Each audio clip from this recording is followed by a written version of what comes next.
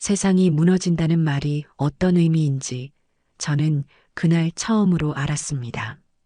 텔레비전 드라마에서나 보던 그저 막연하고 과장된 표현이라고만 생각했던 그 말이 칼날이 되어 제 심장을 꿰뚫는 경험을 하고 말았죠. 제 삶의 전부이자 유일한 희망이었던 아들 용수가 세상을 떠났다는 소식을 들은 것은 햇살이 유난히 눈부시게 쏟아지던 어느 평일 오후였습니다. 거실 창문으로 들어온 햇볕이 갓 닦아놓은 마룻바닥에 부딪혀 반짝이고 있었어요. 저는 며칠 전 담가둔 오이소박이가 맛있게 익었을까 싶어 냉장고에서 막 꺼내 맛을 보려던 참이었습니다. 아삭하고 씹히는 경쾌한 소리와 함께 입안에 퍼지는 시원한 맛에 잠시 미소를 지었죠. 우리 용수도 이거 참 좋아하는데 이따 저녁에 퇴근하고 오면 줘야겠다.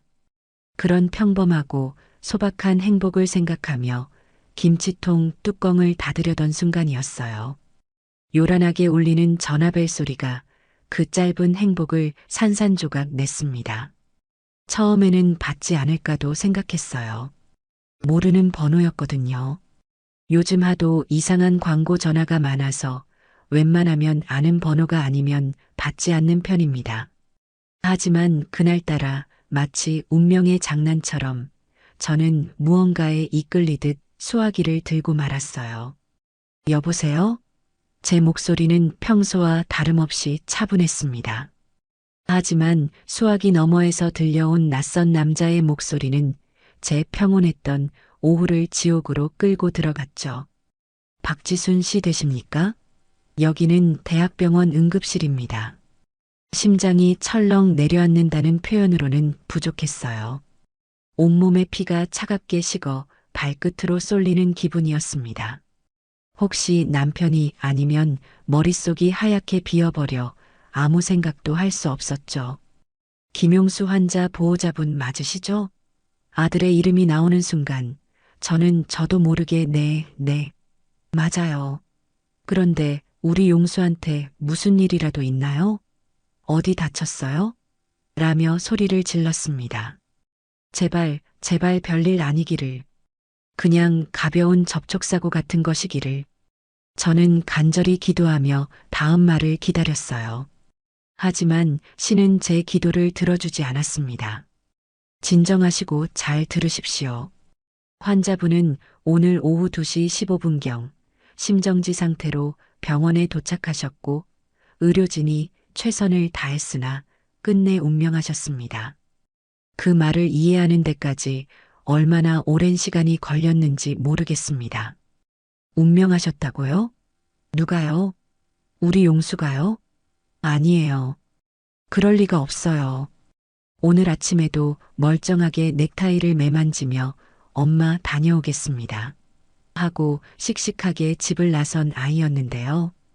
어제 저녁에는 새로 산 셔츠가 잘 어울리냐며 제 앞에서 아이처럼 빙글 돌아보이기도 했고요. 그런 아들이 죽었다니 말도 안 되는 소리였어요. 무슨 그런 말도 안 되는 소리를 하세요. 당신 누구야? 장난 전화하지 마. 저는 이성을 잃고 악을 썼습니다.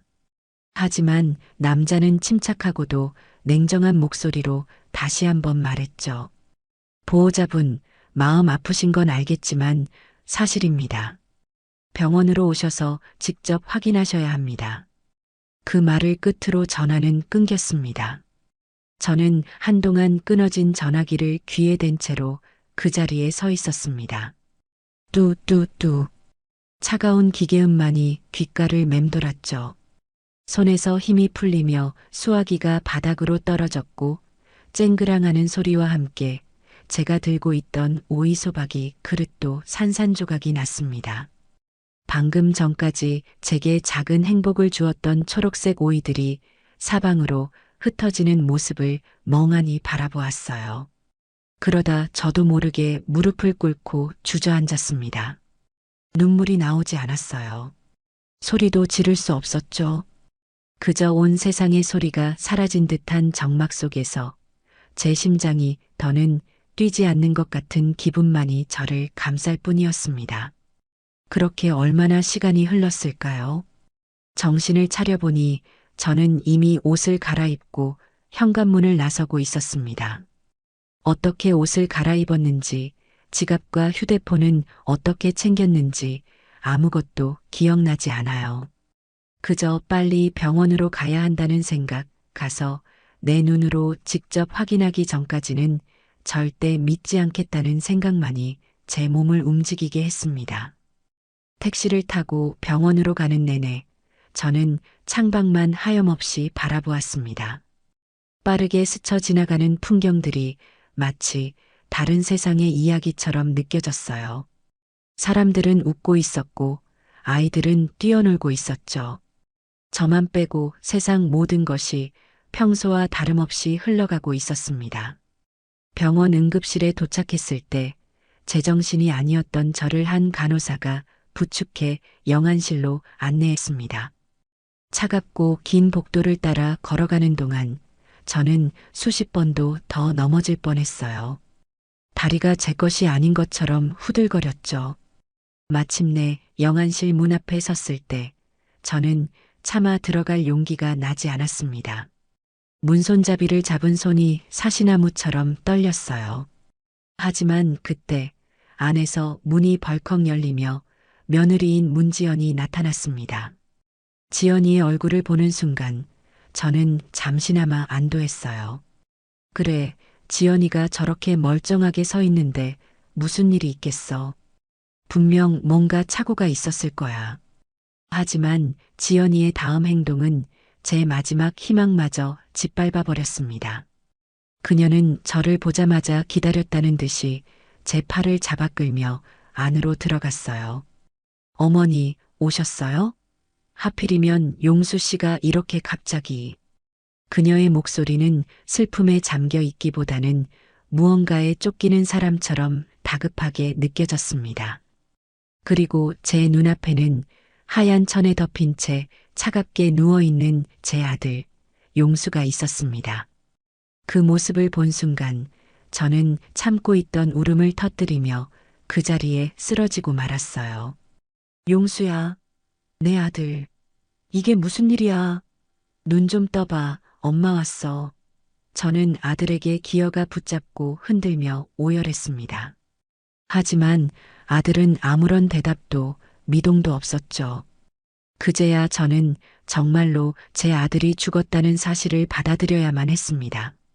제 세상이, 제 우주가 완전히 무너져 내리는 순간이었어요. 그런데 그 와중에도 며느리의 행동은 어딘가 이상했습니다. 보통 남편을 잃은 아내라면 저처럼, 아니 저보다 더 슬퍼하며 넋을 잃고 있어야 정상이잖아요. 하지만 지연이는 눈물 한 방울 보이지 않은 채 오히려 저를 진정시키며 장례 절차를 서둘렀습니다.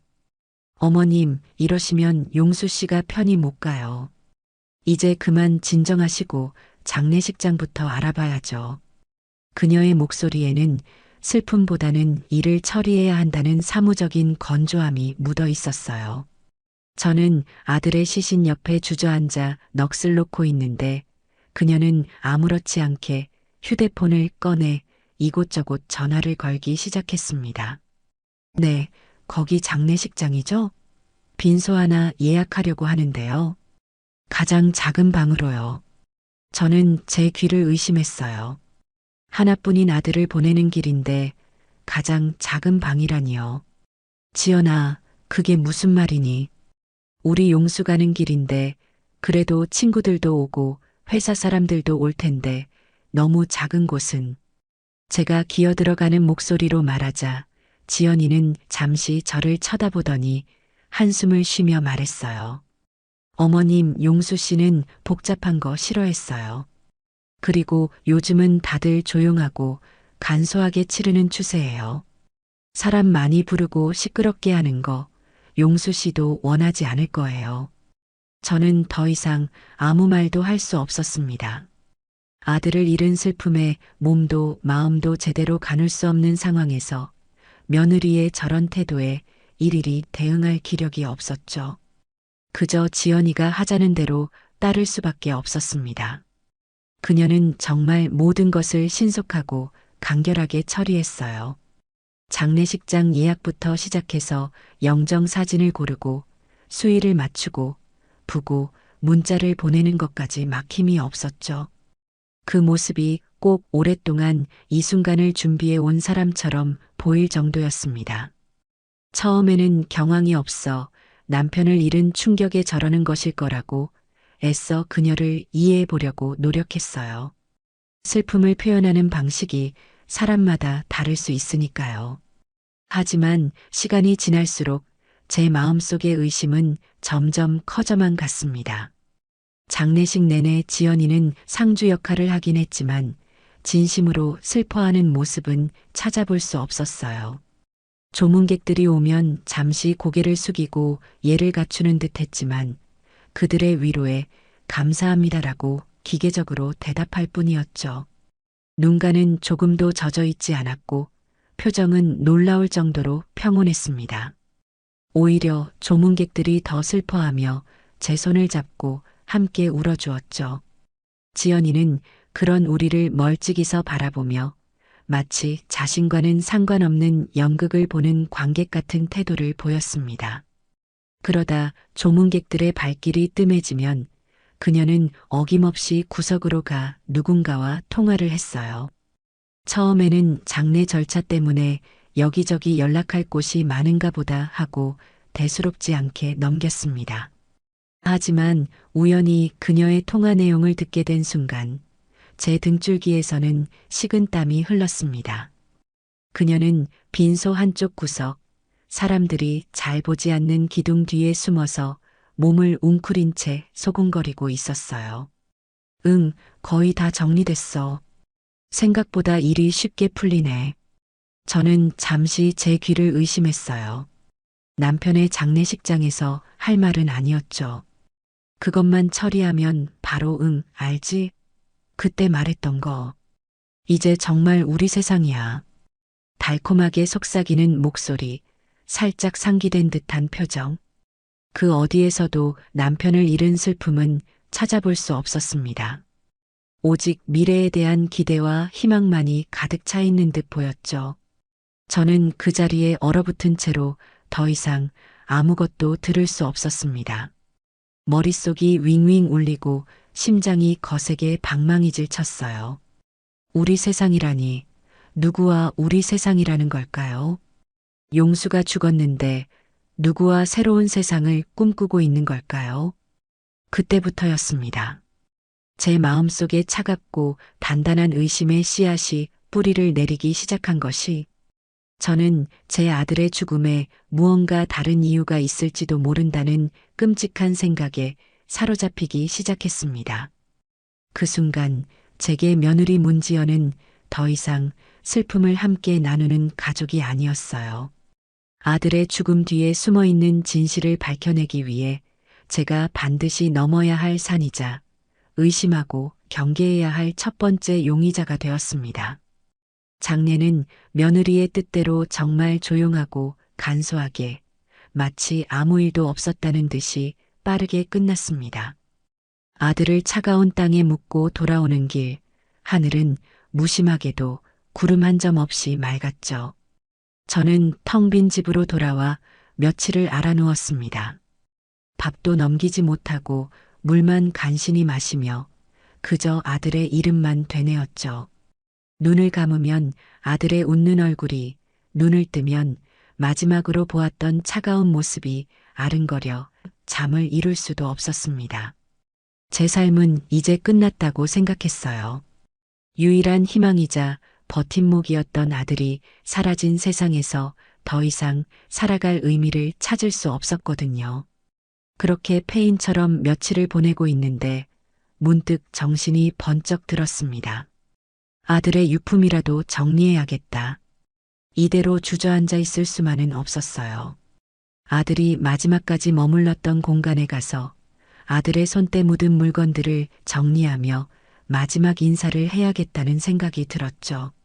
어쩌면 그곳에 아들이 제게 남긴 마지막 흔적이라도 남아있을지 모른다는 막연한 기대감도 있었습니다. 저는 떨리는 손으로 휴대폰을 들어 며느리 지연이에게 전화를 걸었습니다. 신호음은 한참 동안 이어졌지만 그녀는 전화를 받지 않았죠. 벌써 10번은 넘게 건 전화였습니다. 장례식 이후로 그녀는 제 연락을 단 한 번도 받지 않았어요. 처음에는 남편을 잃은 슬픔 때문에 그럴 것이라고, 혼자만의 시간이 필요한 것일 거라고 애써 이해하려 했습니다. 하지만 장례식장에서 보았던 그녀의 수상한 행동과 통화 내용이 자꾸만 마음에 걸렸죠. 혹시 무슨 일이 있는 건 아닐까? 덜컥 겁이 났습니다. 좋은 예감은 아니었어요. 아들이 그렇게 허망하게 떠났는데 며느리에게까지 무슨 일이 생기면 저는 정말 살아갈 수 없을 것 같았죠. 아니면 혹시 일부러 제 전화를 피하는 걸까요? 그런 생각까지 미치자 더는 집에 앉아 있을 수가 없었습니다. 저는 급하게 옷을 챙겨 입고 아들 내외가 살던 집으로 향했어요. 택시를 타고 아들의 아파트로 가는 내내 마음이 불안해 손톱을 물어뜯었습니다. 제발 아무 일도 없기를. 그냥 내가 너무 예민하게 구는 것이기를. 지연이가 문을 열어주며 어머님, 제가 너무 정신이 없어서 전화를 못 받았어요. 죄송해요. 라고 말해주기를 간절히 바랐어요. 아파트 단지에 들어서자 익숙한 풍경이 눈에 들어왔습니다. 용수가 결혼하고 신혼집을 꾸렸을 때 제가 얼마나 기뻐하며 이곳을 드나들었는지 모릅니다. 가구 하나, 소품 하나를 고를 때마다 저와 상의하던 아들의 모습이 눈에 선했죠. 현관 앞에 도착해 숨을 고른 뒤 초인종을 눌렀습니다. 띵동 마이너스 맑은 소리가 복도에 울려 퍼졌지만 안에서는 아무런 인기척도 없었어요. 저는 다시 한번 그리고 또 한 번 초인종을 눌렀습니다. 하지만 대답은 없었죠. 집에 없나? 어디 나갔나? 불안한 마음이 들었지만 한편으로는 다행이라는 생각도 들었습니다. 집에 없다는 건 적어도 집안에서 무슨 일이 생긴 건 아니라는 뜻이니까요. 저는 아들이 알려주었던 현관문 비밀번호를 누르기 위해 도어록 앞으로 다가갔습니다. 아들의 생일과 제 생일을 조합해서 만든 세상에 단 하나뿐인 우리만의 비밀번호였죠. 그런데 비밀번호를 누르고 확인 버튼을 누르는 순간 도어록에서는 경쾌한 멜로디 대신 차가운 기계음이 흘러나왔습니다. 삐비빅 마이너스 등록되지 않은 번호입니다. 저는 순간 제 귀를 의심했어요. 제가 번호를 잘못 눌렀나 싶어 다시 한번 천천히 숫자를 하나하나 확인하며 눌렀습니다. 하지만 결과는 마찬가지였죠. 삐비빅 마이너스 등록되지 않은 번호입니다. 그제야 저는 깨달았습니다. 지연이가, 며느리가 그새 비밀번호를 바꿔버린 겁니다. 아들이 죽은 지 일주일도 채 지나지 않았는데 아들과 저만의 추억이 담긴 비밀번호를 지워버린 것이죠. 심장이 철렁 내려앉는 기분이었습니다. 온몸에서 힘이 쭉 빠져나가 벽에 기대지 않고서는 서 있을 수조차 없었죠. 슬픔과 분노, 배신감이 한꺼번에 몰려와 머리가 터질 것 같았어요. 이건 단순한 실수가 아니었어요. 명백히 저를 들어오지 못하게 하려는 의도적인 행동이었죠. 왜? 도대체 왜? 저를 막아서면서까지 이 집 안에서 무엇을 하고 있는 걸까요? 그 순간 집 안에서 쿵 하는 무언가 무거운 것이 넘어지는 듯한 소리가 희미하게 들려왔습니다. 소리가 들렸다는 것은 분명 안에 사람이 있다는 뜻이었죠. 지연아, 안에 있는 거 다 안다. 문 좀 열어보거라. 저는 이성을 잃고 현관문을 세게 두드리며 소리쳤습니다. 제 목소리가 텅 빈 복도를 울렸지만 안에서는 아무런 대답도 들려오지 않았어요. 대신 무언가를 다급하게 끄는 듯한 소리, 부산하게 움직이는 소리가 연이어 들려왔습니다. 이제 더 이상 망설일 시간이 없었어요. 제 안에 무언가가 위험 신호를 보내고 있었습니다. 저 문 너머에서 제 아들의 흔적이 가득한 저 집안에서 결코 일어나서는 안 될 일이 벌어지고 있다는 강한 확신이 들었죠. 저는 주머니에서 휴대폰을 꺼냈습니다. 손이 너무 심하게 떨려 몇 번이나 휴대폰을 떨어뜨릴 뻔했어요. 간신히 112 버튼을 누르며 저는 마지막으로 굳게 닫힌 현관문을 노려보았습니다. 불길한 예감은 한 번도 틀린 적이 없었죠. 저는 떨리는 목소리로 경찰에게 상황을 설명했습니다. 저 제 아들 집인데요. 며느리가 문을 잠그고 열어주지 않아요. 안에서 이상한 소리가 들리는데 너무 불안해서요. 제발, 제발 빨리 좀 와주세요. 제 목소리는 이미 울음으로 잔뜩 젖어 있었습니다. 전화를 끊고 나서도 저는 그 자리를 떠나지 못하고 문에 귀를 기댄 채 안의 상황을 살폈어요. 잠시 부산스럽게 들려오던 소리는 어느새 잦아들고 섬뜩한 정적만이 흘렀습니다. 그 정적이 제 심장을 더욱더 옥죄어 왔습니다. 곧이어 복도 저편에서 여러 개의 발걸음 소리가 들려오기 시작했습니다. 잠시 후 제가 신고한 경찰 2명과 함께 열쇠 수리공 아저씨가 도착했습니다. 저는 그들을 보자마자 다리에 힘이 풀려 주저앉을 뻔한 것을 간신히 참았죠. 경찰은 제게 다가와 신분증을 요구하며 상황을 다시 한번 물었습니다. 정말로 이 집 주인 아드님의 어머님이 맞으십니까? 가족 간의 문제일 수도 있어서 저희가 함부로 문을 열어드릴 수는 없습니다. 그의 목소리는 지극히 사무적이었지만 저는 그를 원망할 수 없었어요. 당연한 절차였으니까요. 저는 떨리는 손으로 신분증을 꺼내 보여주며 아들과 제가 모자 관계임을 증명하는 서류까지 보여주었습니다. 그리고 며느리가 전화를 받지 않는 상황과 안에서 들려온 이상한 소리, 그리고 갑자기 바뀐 비밀번호에 대해 차근차근 설명했죠.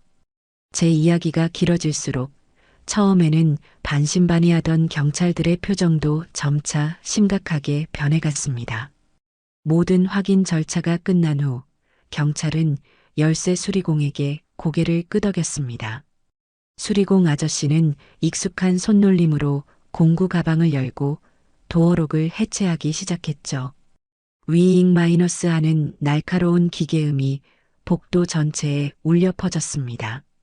그 소리가 마치 제 심장을 파고드는 것처럼 느껴져 저는 저도 모르게 두 눈을 질끈 감았습니다. 제발 문이 열렸을 때 아무 일도 없기를. 그냥 제가 예민해서 벌인 해프닝이기를. 하지만 제 바람과는 달리 문 너머의 상황은 제가 상상했던 것 이상으로 최악이었습니다. 철컥하는 소리와 함께 마침내 문이 열리는 순간 저는 믿을 수 없는 광경을 마주하고 기절할 뻔했습니다. 현관문을 열자마자 보이는 거실은 온통 이삿짐을 싸는데 쓰는 커다란 박스들로 가득 차 있었어요. 마치 누군가 야반도주라도 하려는 것처럼 집안의 모든 살림살이가 해체되어 박스 안에 담기거나 담길 준비를 하고 있었죠. 결혼할 때 제가 직접 골라주었던 소파에는 하얀 천이 씌워져 있었고 아들이 아끼던 책들로 가득했던 책장은 텅 비어 있었습니다.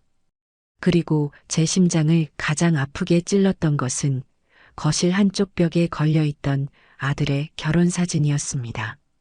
액자는 벽에서 떼어져 바닥에 아무렇게나 나뒹굴고 있었고 유리는 산산조각이 나 있었죠. 세상에서 가장 행복하게 웃고 있던 제 아들의 얼굴 위로 날카로운 유리 파편들이 흩어져 있는 모습은 그 자체로 끔찍한 비극처럼 보였습니다. 이것은 단순히 이사를 가는 풍경이 아니었어요. 제 아들의 흔적을, 이 집에서 김용수라는 사람이 살았다는 모든 기억을 지워버리려는 잔인하고 악의적인 행위였죠. 마치 처음부터 이 세상에 존재하지 않았던 사람처럼 말입니다. 온몸이 부들부들 떨리고 숨이 막혀왔습니다. 그리고 그 모든 배신의 현장 중심에 제 며느리 문지연이 태연하게 서 있었습니다. 그녀는 갑자기 들이닥친 우리를 보고 놀란 것도 잠시 이내 아무렇지도 않다는 듯한 표정으로 어깨를 으쓱해 보였어요. 손에는 여전히 휴대폰을 들고 있었죠. 아마 우리가 문을 따고 들어오는 그 순간까지도 누군가와 통화를 하고 있었던 모양입니다. 저와 경찰들을 번갈아 쳐다보던 그녀는 마치 아무 일도 아니라는 듯이 다시 휴대폰을 귀에 가져다 댔습니다. 그리고 제 심장을 갈기갈기 찢어놓는 말을 내뱉었죠. 아, 잠깐만. 시어머니가 경찰까지 데리고 와서. 뭐 별일 아니야. 그녀는 잠시 통화 상대방의 말을 듣는 듯 하더니 이내 입가에 희미한 미소를 띠며 말했습니다. 응, 보험금은 생각보다 빨리 나왔어. 이걸로 우리 새 출발하는 거야. 조금만 기다려. 금방 다 정리하고 갈게. 그 말을 듣는 순간 제 머릿속에 무언가가 툭 하고 끊어지는 소리가 났습니다. 보험금 새 출발. 제 아들의 목숨값이 저 여자에게는 고작 다른 놈과의 새 출발을 위한 자금이었던 겁니다. 아들의 장례식장에서 그토록 수상하게 통화하던 이유가 남편이 죽은 지 일주일도 안 되어 집안의 모든 것을 처분하려던 이유가, 그리고 저를 막기 위해 비밀번호까지 바꿔버린 그 모든 이유가 하나로 맞춰지는 순간이었죠. 눈앞이 캄캄해지고 세상이 빙글빙글 돌기 시작했습니다. 너. 저는 그녀를 향해 손가락질하며 무어라 말을 하려고 했지만 목소리가 나오지 않았어요. 지연이는 그런 저를 비웃기라도 하듯 바라보며 어깨를 으쓱할 뿐이었죠. 그 모습을 마지막으로 제 의식은 깊은 어둠 속으로 가라앉고 말았습니다. 정신을 잃기 직전 제 귓가에 마지막으로 들린 것은 어머님, 정신 차리세요. 하고 외치는 경찰의 다급한 목소리였습니다. 그 순간 저는 생각했습니다. 이것은 결코 단순한 사고가 아니라고. 제 아들의 죽음 뒤에는 저 악마 같은 여자의 추악한 비밀이 숨겨져 있다는 것을요.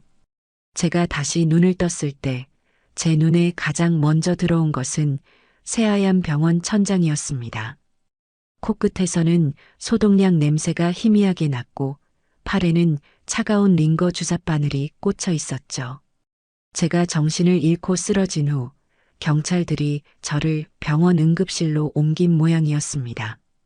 잠시 후 의사가 들어와 제 상태를 확인하며 말했어요. 어르신, 정신이 드세요? 너무 큰 충격을 받으셔서 일시적으로 실신하셨던 겁니다. 다행히 몸에 큰 이상은 없으니 너무 걱정하지 마세요. 하지만 의사의 다정한 위로도 제 귀에는 들리지 않았습니다. 제 머릿속에는 오직 며느리 지연이의 그 악마 같은 미소와 보험금으로 새 출발할 거야 라고 말하던 잔인한 목소리만이 메아리치고 있었거든요. 몸을 추스르고 경찰서로 가 조사를 받았습니다. 하지만 제게 돌아온 대답은 절망뿐이었어요.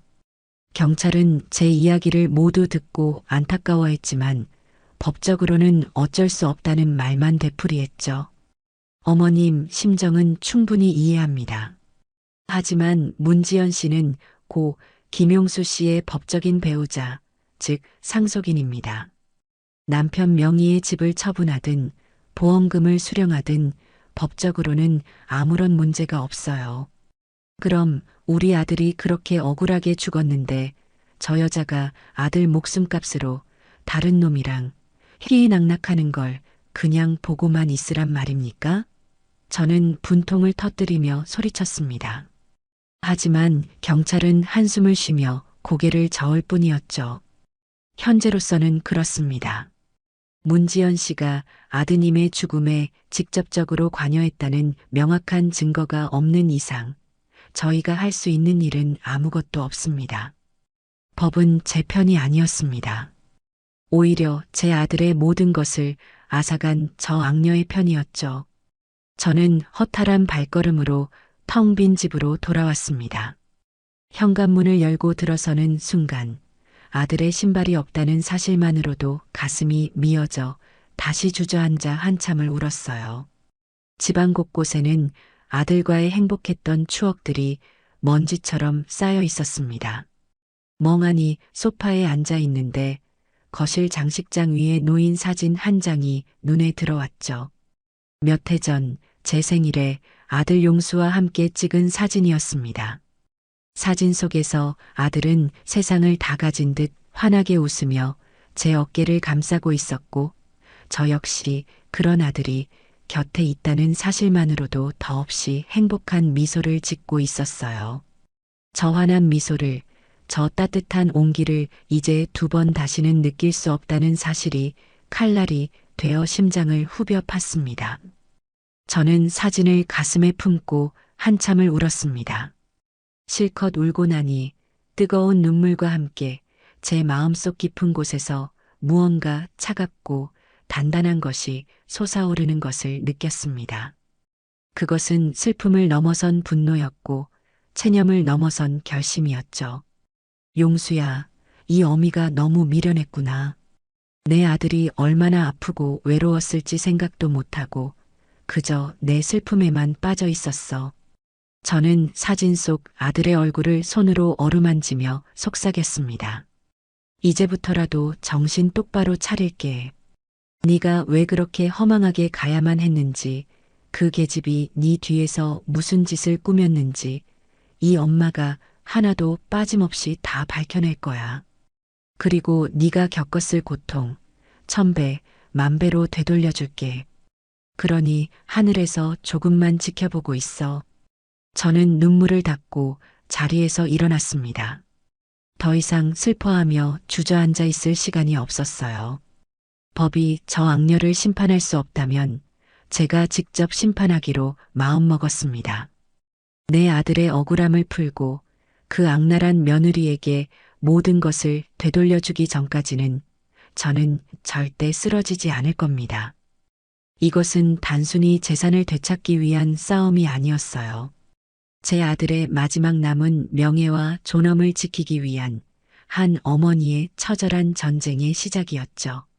저는 아들의 영정 사진 앞에 굳게 섰습니다. 사진 속 아들은 여전히 환하게 웃고 있었어요. 마치 제 결심을 응원이라도 해주는 것처럼. 용수야, 엄마 믿지? 이 어미가 꼭 해낼게. 저는 아들의 영정 앞에서 굳게, 아주 굳게 맹세했습니다. 그 순간 제 눈빛은 더 이상 슬픔에 젖은 어머니의 눈빛이 아니었습니다. 자식을 잃은 슬픔을 독한 복수심으로 승화시킨 차갑고도 결연한 투사의 눈빛으로 변해 있었습니다. 이제 제 인생의 두 번째 막이 오르고 있었습니다. 그것은 바로 피눈물 나는 복수의 서막이었죠. 경찰서를 나온 뒤로 며칠 동안 저는 제 안에 타오르는 분노를 어떻게 다스려야 할지 몰라 그저 방 안을 서성거렸습니다. 법이 안 된다면 내 손으로 직접 복수하겠다고 맹세했지만 막상 무엇부터 시작해야 할지 막막했죠. 며느리 문지연은 이미 아들의 집에서 자취를 감춘 뒤였습니다. 경찰도 그녀가 어디로 갔는지 알려줄 수 없다고 했어요. 아들의 집은 텅 비었고 제게 남은 것은 가슴을 애는 슬픔과 무력감뿐이었습니다. 이대로 모든 게 끝나는 건가? 내 아들의 억울함은 영원히 묻히고 마는 건가? 절망적인 생각들이 독버섯처럼 제 마음속에서 자라났습니다. 그날도 저는 뜬 눈으로 밤을 새우고 새벽녘의 희미한 빛이 창문으로 스며들 때쯤에야 잠시 정신을 잃듯 잠이 들었어요. 그리고 꿈에서 저는 아들을 만났습니다. 꿈속에서 아들은 예전 모습 그대로 건강하고 환한 얼굴로 제 앞에 서 있었어요. 엄마, 왜 그렇게 힘들어해? 아들은 저를 보며 안타까운 표정으로 말했죠. 저는 꿈인 줄도 모르고 아들에게 달려가 품에 안겨 한참을 울었습니다. 용수야, 이게 어떻게 된 일이니? 왜 엄마를 두고 먼저 갔어? 너무 보고 싶었어, 내 아들. 제 등을 토닥여주던 아들은 저를 부드럽게 떼어놓고는 제 눈을 바라보며 말했습니다. 엄마, 너무 슬퍼만 하고 있지 마. 내가 엄마 힘들 때 쓰라고 남겨둔 거 있잖아. 잊어버렸어? 남겨둔 거? 그게 뭔데? 제가 되묻자 아들은 그저 씩 웃기만 할 뿐 대답 없이 점점 멀어져 갔습니다. 저는 멀어지는 아들의 뒷모습을 향해 손을 뻗으며 애타게 소리쳤죠. 용수야, 가지 마. 용수야. 그리고 그 순간 저는 꿈에서 깨어났습니다. 온몸은 식은땀으로 흠뻑 젖어 있었고 심장은 미친 듯이 뛰고 있었죠. 하지만 꿈속에서 아들이 했던 말이 너무나도 생생하게 귓가를 맴돌았습니다. 내가 엄마 힘들 때 쓰라고 남겨둔 거 있잖아. 처음에는 그저 아들이 너무 그리워서 꾼 헛된 꿈이라고 생각했어요. 하지만 머릿속을 정리하며 곰곰이 생각해 보니 문득 스쳐 지나가는 기억의 조각이 있었습니다. 작년 가을쯤이었을 거예요. 추석을 쇠고 아들과 함께 거실에 앉아 과일을 깎아 먹고 있었죠. 그때 아들이 무심코 툭 던지듯 말했습니다. 엄마, 혹시 모르니까 제 앞으로 된 것 중에 엄마랑 같이 쓸 수 있는 것도 하나 만들어 놔야겠어요. 사람이 한치 앞을 모르는 거니까. 그냥 엄마 비상금이라고 생각해. 그때는 저도 그냥 흘려들었습니다.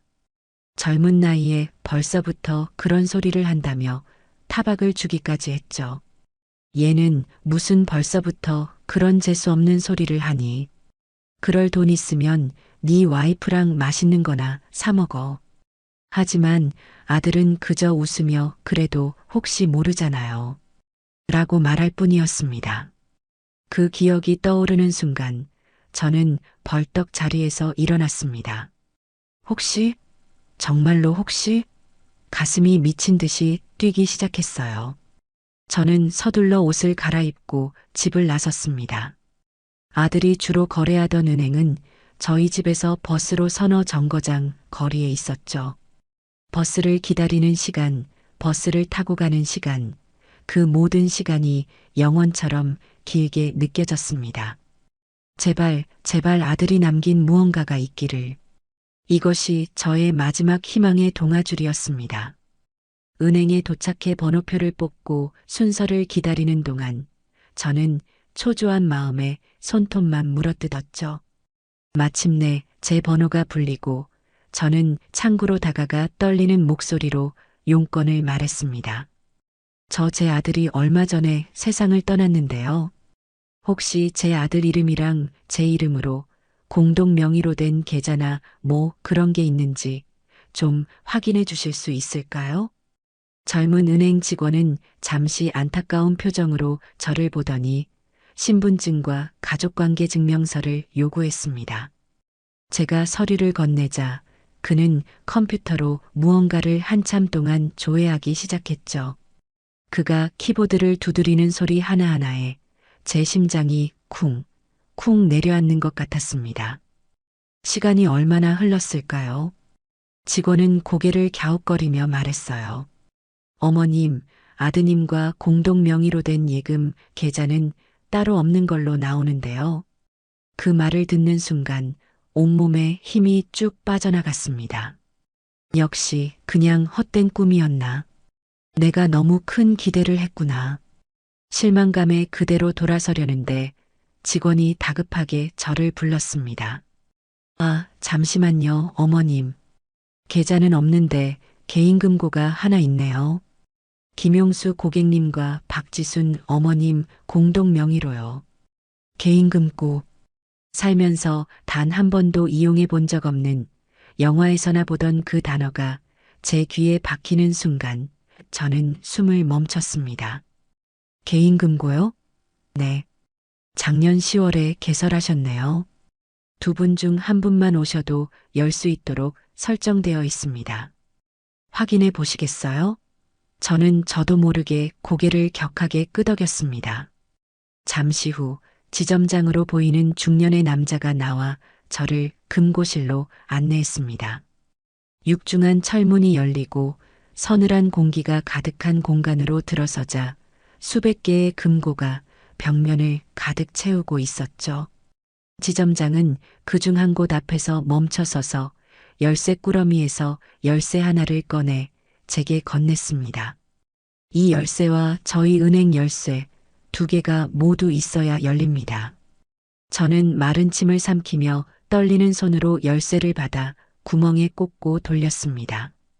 지점장이 나머지 열쇠를 돌리자 철컥하는 묵직한 소리와 함께 금고 문이 열렸죠. 금고 안은 생각보다 작았습니다. 그리고 그 안에는 묵직한 서류 봉투 하나와 작은 상자, 그리고 USB 메모리 하나가 덩그러니 놓여 있었어요. 서류 봉투 위에는 사랑하는 우리 엄마에게라고 적힌 아들의 필체가 선명했습니다. 그 글씨를 보는 순간 참고 있던 눈물이 다시 왈칵 쏟아졌죠. 이것이 정말로 아들이 제게 남긴 마지막 선물이자 이 지옥 같은 상황을 벗어날 수 있는 유일한 열쇠일지도 모른다는 생각이 들었습니다. 저는 직원들의 부축을 받으며 금고 안의 내용물을 모두 챙겨 밖으로 나왔습니다. 은행을 나서는 제 발걸음은 조금 전과는 비교할 수 없을 정도로 무거우면서도 한편으로는 희망으로 가득 차 있었습니다. 이제 모든 것은 저 봉투와 USB 안에 달려 있었죠. 저는 봉투를 가슴에 꼭 품은 채 서둘러 집으로 향했습니다. 집으로 돌아오는 내내 제 심장은 금방이라도 터져 나올 것처럼 세차게 뛰었습니다. 혹시나 누가 뺏어가기라도 할까봐 아들의 유품이 담긴 가방을 두 손으로 꼭 끌어안았죠. 현관문을 잠그고 들어오자마자 저는 식탁 위에 가방 속 내용물을 모두 쏟아냈습니다.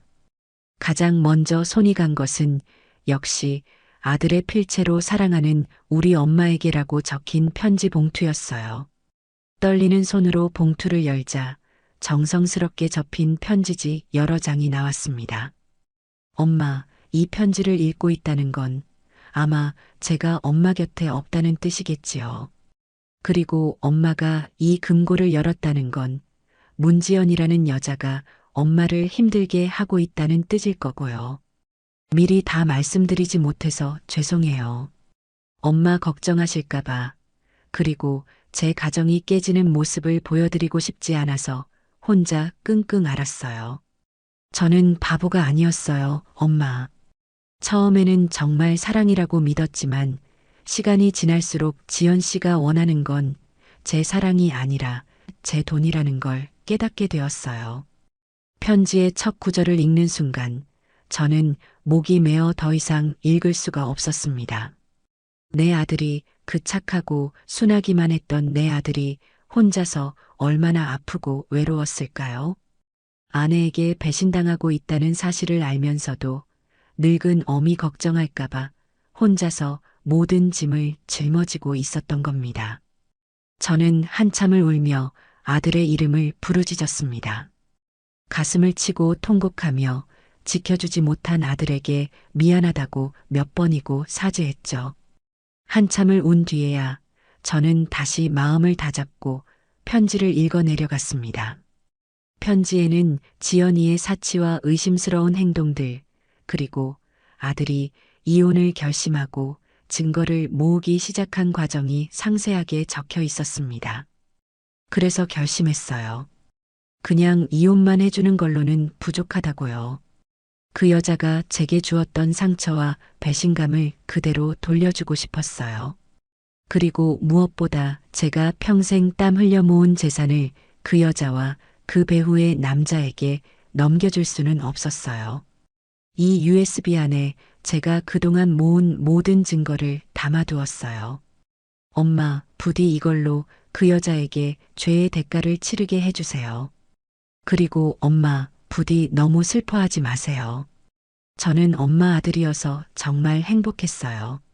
하늘에서라도 엄마가 행복하게 웃는 모습 지켜볼게요. 사랑해요, 엄마.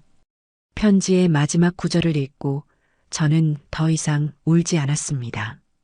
눈물 대신 제 안에는 차가운 분노와 함께 반드시 복수를 성공시켜야 한다는 강철 같은 의지가 자리 잡았죠. 아들의 마지막 부탁이자 유언이었습니다. 저는 아들의 뜻을 이어받아 이 전쟁을 반드시 승리로 이끌어야만 했습니다. 저는 눈물을 닦고 책상 서랍 깊숙한 곳에 넣어두었던 낡은 노트북을 꺼냈습니다. 아들이 대학생 때 쓰던 것을 제가 혹시나 인터넷으로 무언가를 찾아볼 때 쓰라며 주고 간 것이었죠. 컴퓨터를 잘 다루지는 못했지만 지금은 그런 것을 따질 때가 아니었습니다. 전원 버튼을 누르고 한참 만에 켜진 노트북에 아들이 남긴 USB를 조심스럽게 꽂았습니다. 화면에 이동식 디스크 아이콘이 뜨고 그것을 클릭하자 여러 개의 폴더가 나타났습니다. 녹음 파일, 사진, 문서라는 이름의 폴더들이었죠. 저는 떨리는 마음으로 녹음 파일 폴더를 가장 먼저 열었습니다. 그 안에는 수십 개의 파일이 날짜별로 정리되어 있었어요. 가장 첫 번째 파일을 더블 클릭하자 잠시의 정적 끝에 너무나도 그리운 아들의 목소리가 스피커를 통해 흘러나왔습니다. 오늘 녹음을 시작한다. 증거를 남기기 위해서다. 문지연이 내 아내가 다른 남자를 만나고 있는 것 같다. 아들의 목소리는 심하게 지쳐 있었고 깊은 슬픔에 잠겨 있었습니다. 그것은 아들의 음성 일기였어요. 저는 스피커에 귀를 바싹 댄 채 숨을 죽이고 아들의 목소리에 집중했습니다. 아들의 일기는 충격적이었어요. 처음에는 작은 의심으로 시작되었습니다. 잦은 외박, 늦은 귀가, 그리고 언제부턴가 잠가놓기 시작한 휴대폰. 아들은 처음에는 아내를 믿으려 했지만 의심은 꼬리에 꼬리를 물고 이어졌죠. 그러다 결정적인 증거를 발견하게 된 겁니다. 지연이가 숨겨둔 카드 명세서였어요. 거기에는 아들도 모르는 고급 호텔, 명품관, 비싼 레스토랑에서 결제한 내역이 빼곡하게 적혀 있었습니다. 심지어 남자 옷을 산 기록까지 있었죠. 바보 같았다. 왜 진작 몰랐을까? 그녀가 내게 웃어주던 모든 순간들이 사실은 내 뒤에 있는 돈을 보고 웃었던 거라는 걸. 아들의 목소리에는 자책과 함께 깊은 배신감이 서려 있었습니다. 저는 노트북을 붙잡고 오열했습니다. 내 아들이 이런 고통 속에서 하루하루를 버티고 있었다니. 그 사실을 까맣게 몰랐던 제 자신이 너무나도 원망스러웠죠. 녹음 파일은 계속 이어졌습니다. 아들은 변호사를 찾아가 이혼 상담을 받았고 재산을 지키는 방법에 대해서도 조언을 구했습니다. 그리고 그 모든 과정을 녹음하고 기록으로 남겨두었죠. 이것은 단순한 하소연이 아니었습니다. 철저하게 계획된 복수를 위한 준비 과정이었어요. 아들은 더 이상 순진한 피해자가 아니었습니다. 자신의 것을 지키고 배신자를 심판하기 위해 칼을 갈고 있었던 거죠. 저는 마지막 녹음 파일을 열었습니다. 아들이 세상을 떠나기 바로 전날 밤에 녹음된 것이었죠. 이제 거의 모든 준비가 끝났다. 내일 변호사를 만나 마지막 서류 정리를 하고 주말에 문지연에게 모든 것을 밝힐 생각이다. 그녀가 어떤 표정을 지을지 이제 이 지긋지긋한 연극도 끝이다. 아들의 목소리는 그 어느 때보다 단호하고 차분했습니다. 하지만 그 녹음이 아들의 마지막 목소리가 될 줄이야 누가 알았을까요? 저는 노트북을 닫고 두 주먹을 불끈 쥐었습니다. 용수야, 네가 끝내지 못한 연극, 이 엄마가 끝내줄게. 아주 화려하고 통쾌한 마지막 장면을 선물해 주마. 아들의 음성 일기를 모두 듣고 난 후 저는 잠시 마음을 추스를 시간이 필요했습니다. 아들이 겪었을 고통과 외로움이 고스란히 전해져와 심장이 갈갈이 찢기는 것 같았죠. 하지만 주저앉아 있을 수만은 없었습니다. 아들의 마지막 목소리는 제게 슬픔이 아닌 싸워야 할 이유와 용기를 주었으니까요. 저는 다시 노트북을 열고 이번에는 사진 폴더를 클릭했습니다. 그 안에는 10장 남짓한 사진 파일들이 들어 있었죠. 첫 번째 사진을 열자 제 눈에 들어온 것은 낯선 남자와 다정하게 팔짱을 낀 채 환하게 웃고 있는 며느리 문지연의 모습이었습니다. 배경은 고급 레스토랑으로 보였고 테이블 위에는 값비싼 와인과 음식이 놓여 있었죠. 지연이는 제 아들 앞에서는 단 한 번도 보여준 적 없는 정말 행복하고 사랑에 빠진 여자의 표정을 하고 있었습니다. 사진 속 남자는 누가 봐도 번지르르하게 생긴 얼굴이었어요. 비싼 옷과 시계, 그리고 여유로운 미소까지. 하지만 저는 그의 눈에서 무언가 뱀처럼 차갑고 계산적인 느낌을 받았습니다. 다음 사진들을 연이어 확인했습니다. 호텔 로비에서 함께 있는 모습, 백화점 명품관에서 쇼핑하는 모습, 심지어는 차 안에서 진하게 입을 맞추고 있는 모습까지. 모든 사진에는 촬영된 날짜와 시간이 정확하게 기록되어 있었죠. 아들이 얼마나 가슴 아파하며 이 사진들을 찍고 또 바라보았을지 생각하니 피가 거꾸로 솟는 것 같았습니다. 마지막 사진 파일은 사진이 아니라 그 남자의 신상 정보가 적힌 메모였습니다. 이름은 백상철, 나이는 40 초반, 직업은 개인 투자 전문가라고 되어 있었죠. 아들이 직접 뒷조사를 해서 알아낸 정보인 듯 했습니다. 백상철. 저는 그 이름을 종이에 크게 적고 한참을 노려보았습니다. 문지연 뒤에 숨어 이 모든 것을 조종하고 내 아들의 가정을 파탄낸 원흉일지도 모르는 남자. 저는 이 남자의 정체부터 완벽하게 파악해야겠다고 결심했습니다. 하지만 늙은 제가 할 수 있는 일은 많지 않았죠. 그때 아들의 편지 한 구절이 떠올랐습니다. 필요하다면 사람을 쓰세요, 엄마. 돈 아끼지 마시고요. 그래, 지금은 돈을 아낄 때가 아니었어요. 저는 수소문 끝에 실력 있고 입이 무겁기로 소문난 흥신소의 연락처를 알아냈습니다. 예전 같았으면 상상도 못할 일이었지만 지금의 저는 내 아들의 복수를 위해서라면 지옥이라도 갈 수 있는 독한 어머니가 되어 있었죠. 며칠 뒤 저는 약속 장소인 허름한 다방에서 흥신소 소장이라는 남자를 만났습니다. 그는 까맣게 탄 얼굴에 다부진 체격을 가진 전직 형사 출신이라는 소문이 있는 남자였죠.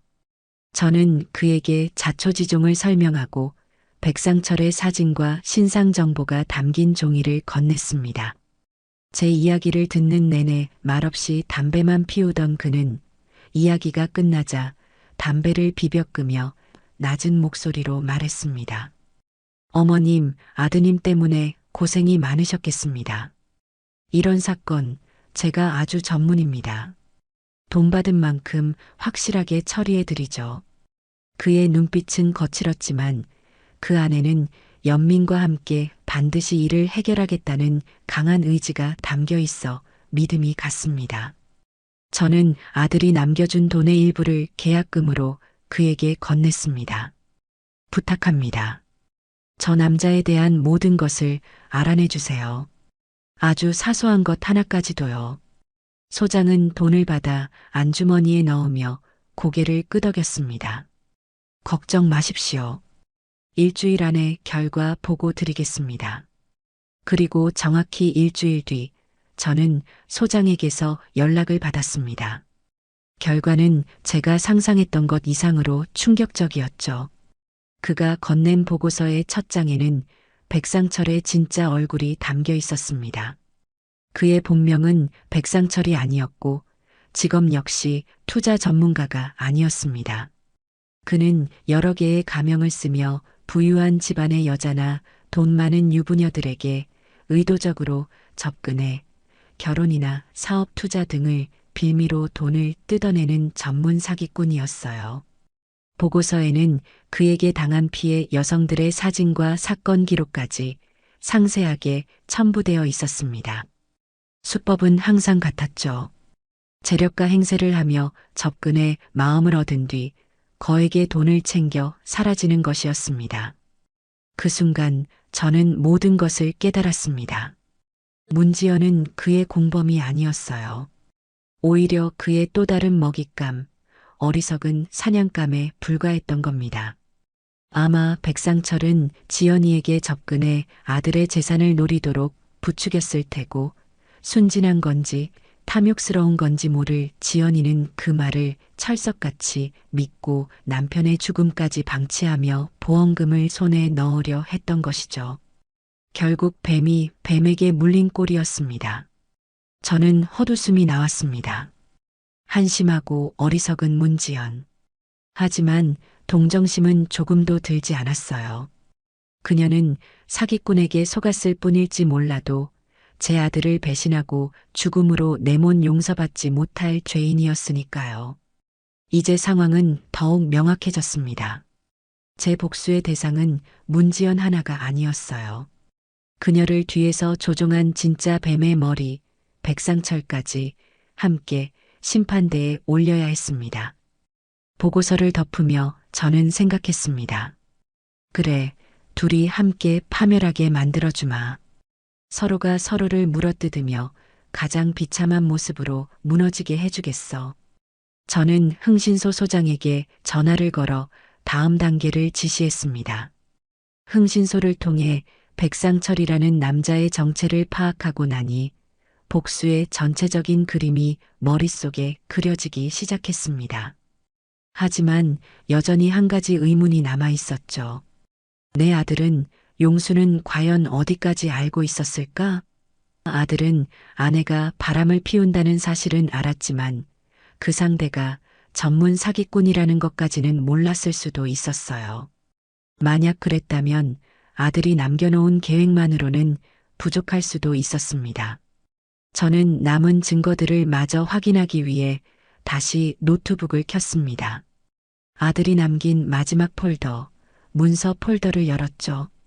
그 안에는 부동산 등기부등본, 주식거래 내역서, 보험증권 등 아들의 재산과 관련된 파일들이 가득했습니다. 처음에는 그저 재산 목록을 정리해 둔 것이라고 생각했어요. 하지만 파일들을 하나씩 열어보며 날짜를 확인하던 저는 놀라움을 금치 못했습니다. 아들은 제가 생각했던 것보다 훨씬 더 똑똑하고 치밀한 사람이었습니다. 그는 아내의 외도를 확신한 시점부터 자신의 모든 재산을 정리하기 시작했던 겁니다. 가장 먼저 눈에 띈 것은 주식 거래 내역이었어요. 아들은 자신이 보유하고 있던 모든 주식을 아내가 본격적으로 외도를 시작한 것으로 추정되는 시점부터 몇 달에 걸쳐 시장에 조금씩 내다 팔았습니다. 마치 개미 투자자가 주식을 정리하는 것처럼 보이도록 아주 교묘하고 자연스럽게 말이죠. 그 다음은 부동산이었습니다. 결혼 전부터 가지고 있던 작은 오피스텔 하나를 금매로 처분했고 심지어는 할아버지에게 물려받은 시골의 작은 땅까지 모두 팔아치웠습니다. 등기부등본에 찍힌 매매 날짜는 아들이 세상을 떠나기 불과 한두 달 전이었어요. 저는 순간 혼란스러웠습니다. 이혼을 준비하면서 재산을 정리하는 것은 당연한 일일 수 있죠. 하지만 이렇게까지 모든 것을 현금화할 필요가 있었을까요? 마치 인생을 정리하는 사람처럼 자신의 모든 것을 돈으로 바꾸고 있었던 겁니다. 저는 마른 침을 삼키며 마지막 문서를 열었습니다. 그 문서에는 아들이 처분한 모든 자산의 흐름이 일목요연하게 정리되어 있었죠. 아들은 주식과 부동산을 팔아 손에 쥔 수억 원의 현금을 모두 은행에서 인출했습니다. 그리고 그 돈으로 법의 추적을 피하기 가장 용이하다는 무기명 채권과 골드바를 사들였어요. 그리고 그 모든 것을 저와 공동 명의로 만든 개인금고 안에 보관해 두었던 겁니다. 그제야 저는 아들의 큰 그림을 완벽하게 이해할 수 있었습니다. 아들은 단순한 이혼을 준비했던 것이 아니었어요. 그는 문지연이라는 여자가 자신의 돈을 노리고 있다는 것을 정확히 간파했고 그녀에게 단 한 푼도 넘겨주지 않기 위한 완벽한 계획을 세웠던 겁니다. 만약 아들이 살아있는 상태에서 이혼을 했다면 재산 분할 과정에서 어쩔 수 없이 일부를 떼어줘야 했을지도 모릅니다. 하지만 아들이 죽고 나면 법적인 상속은 아내인 문지연에게 우선적으로 돌아가게 되죠. 아들은 바로 그 점을 역이용한 겁니다. 아들은 문지연이 의심하지 않도록 그녀와 함께 살던 아파트의 명의와 자신의 사망 보험금 수령인은 그대로 남겨두었어요. 문지연과 백상철이 노리는 것은 바로 그 두 가지였을 테니까요. 그들은 그것만으로도 충분히 큰 돈을 손에 쥔다고 생각했겠죠. 하지만 그것은 아들 전체 재산의 아주 작은 일부에 불과했습니다. 진짜 알짜배기 재산은 모두 제 이름으로 된 개인금고 안에 안전하게 보관되어 있었던 거죠. 아들은 자신의 목숨을 담보로 탐욕스러운 아내와 그 배후의 사기꾼에게 거대한 덫을 놓았던 겁니다. 니들이 원하는 건 돈이지? 그래, 줄게. 하지만 그건 내 재산의 껍데기일 뿐이야. 진짜 알맹이는 내 어머니에게 돌아갈 거고 니들은 그 껍데기를 차지하기 위해 발버둥 치다가 결국 파멸하게 될 거다. 마치 아들의 목소리가 귓가에 들리는 듯 했습니다. 저는 더 이상 눈물이 나지 않았습니다. 대신 아들에 대한 자랑스러움과 존경심이 가슴 깊은 곳에서부터 차올랐죠. 내 아들은 결코 나약한 피해자가 아니었어요. 그는 마지막 순간까지 자신의 존엄과 재산을 지키기 위해 싸운 영리하고 용감한 전사였습니다. 그리고 이제 제게 임무를 넘겨준 것이죠. 어머니, 제가 깔아놓은 판 위에서 이제 어머니가 화려하게 춤을 출 차례입니다. 저는 노트북을 덮었습니다. 이제 모든 증거와 아들의 계획을 파악했습니다. 부족한 부분은 흥신소를 통해 채워나가면 될 것이고요. 제 손에는 이제 아들이 남겨준 막대한 자금과 적들을 무너뜨릴 수 있는 날카로운 칼이 들려 있었습니다. 저는 창밖을 바라보며 조용히 음조렸습니다. 그래, 용수야. 네가 차려놓은 이 멋진 잔치상, 이 어미가 아주 맛있게 받아주마. 한 놈도 빠짐없이 지옥의 문턱까지 끌고 가줄게. 아들이 남긴 증거와 계획은 완벽에 가까웠습니다. 문지연과 백상철이라는 두 뱀을 한 번에 무너뜨릴 수 있는 강력한 무기였죠. 하지만 제 마음 한구석에는 여전히 풀리지 않는 응어리가 남아 있었습니다. 그것은 바로 아들의 죽음 그 자체에 대한 의문이었어요. 아들은 심장병을 앓고 있었지만 약만 잘 챙겨 먹으면 일상생활에 아무런 문제가 없다고 의사에게 분명히 들었습니다. 그런데 왜 하필 모든 계획을 실행에 옮기기 바로 전날 밤에 그렇게 허망하게 세상을 떠나야만 했을까요? 단순한 사고나 불운이라고 하기에는 너무나도 시기적으로 맞아떨어지는 것이 마음에 걸렸습니다. 저는 아들의 죽음에 문지연이 직접적으로 혹은 간접적으로라도 관여했을 거라는 강한 심증을 가지고 있었지만 그것을 뒷받침할 증거가 없었습니다. 저는 며칠 동안 거실에 앉아 아들 부부가 살던 아파트의 구조를 머릿속으로 몇 번이고 그려보았습니다.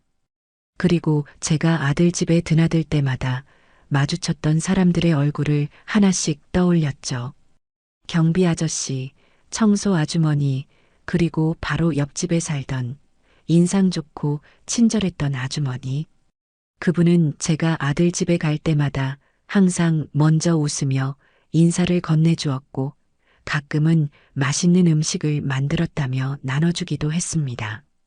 아들 용수도 그 아주머니를 이웃사촌이라 부르며 무척 따랐죠. 그래, 그분이라면 무언가 알고 계실지도 몰라. 저는 지푸라기라도 잡는 심정으로 그 아주머니를 찾아가 보기로 했습니다. 다음 날 오후 저는 직접 만든 약과를 조금 싸들고 아들이 살던 아파트로 향했습니다.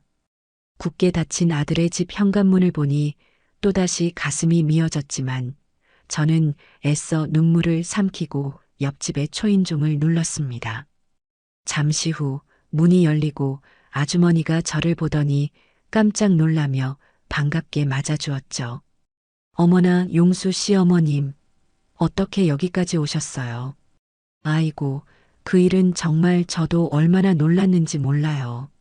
그렇게 건강하던 총각이 아주머니는 진심으로 제 아들의 죽음을 안타까워하며 제 손을 잡고 눈시울을 붉혔습니다. 저는 그 따뜻한 위로에 잠시 목이 메었지만 오늘 이곳에 온 목적을 잊지 않기 위해 마음을 다잡았죠. 아주머니의 집으로 들어가 차를 한 잔 마시며 안부를 주고받았습니다. 한참 동안 아들과의 추억을 이야기하며 분위기가 무르익었을 때 저는 조심스럽게 본론을 꺼냈습니다. 아주머니, 혹시 우리 용수가 가기 며칠 전에 부부 사이에 무슨 일 없었나요? 제가 요즘 마음이 너무 안 좋아서 혹시나 제가 모르는 무슨 일이 있었나 싶어서요. 제 질문에 아주머니의 표정이 순간 굳어지는 것을 저는 놓치지 않았습니다. 그녀는 잠시 망설이는 듯 하더니 깊은 한숨을 내쉬며 입을 열었죠. 어머님, 이런 말씀 드려도 될지 모르겠지만 사실 두 사람 자주 다퉜어요. 아주머니의 증언은 충격적이었습니다. 방음이 잘 안 되는 아파트 구조 탓에 그녀는 본의 아니게 아들 부부의 싸움을 자주 듣게 되었다고 해요. 주로 돈 문제였고 싸울 때마다 고성을 지르는 것은 항상 며느리인 지연이 쪽이었다고 했습니다. 그날도 그랬어요. 용수 씨가 세상을 떠나기 바로 전날 밤이었죠.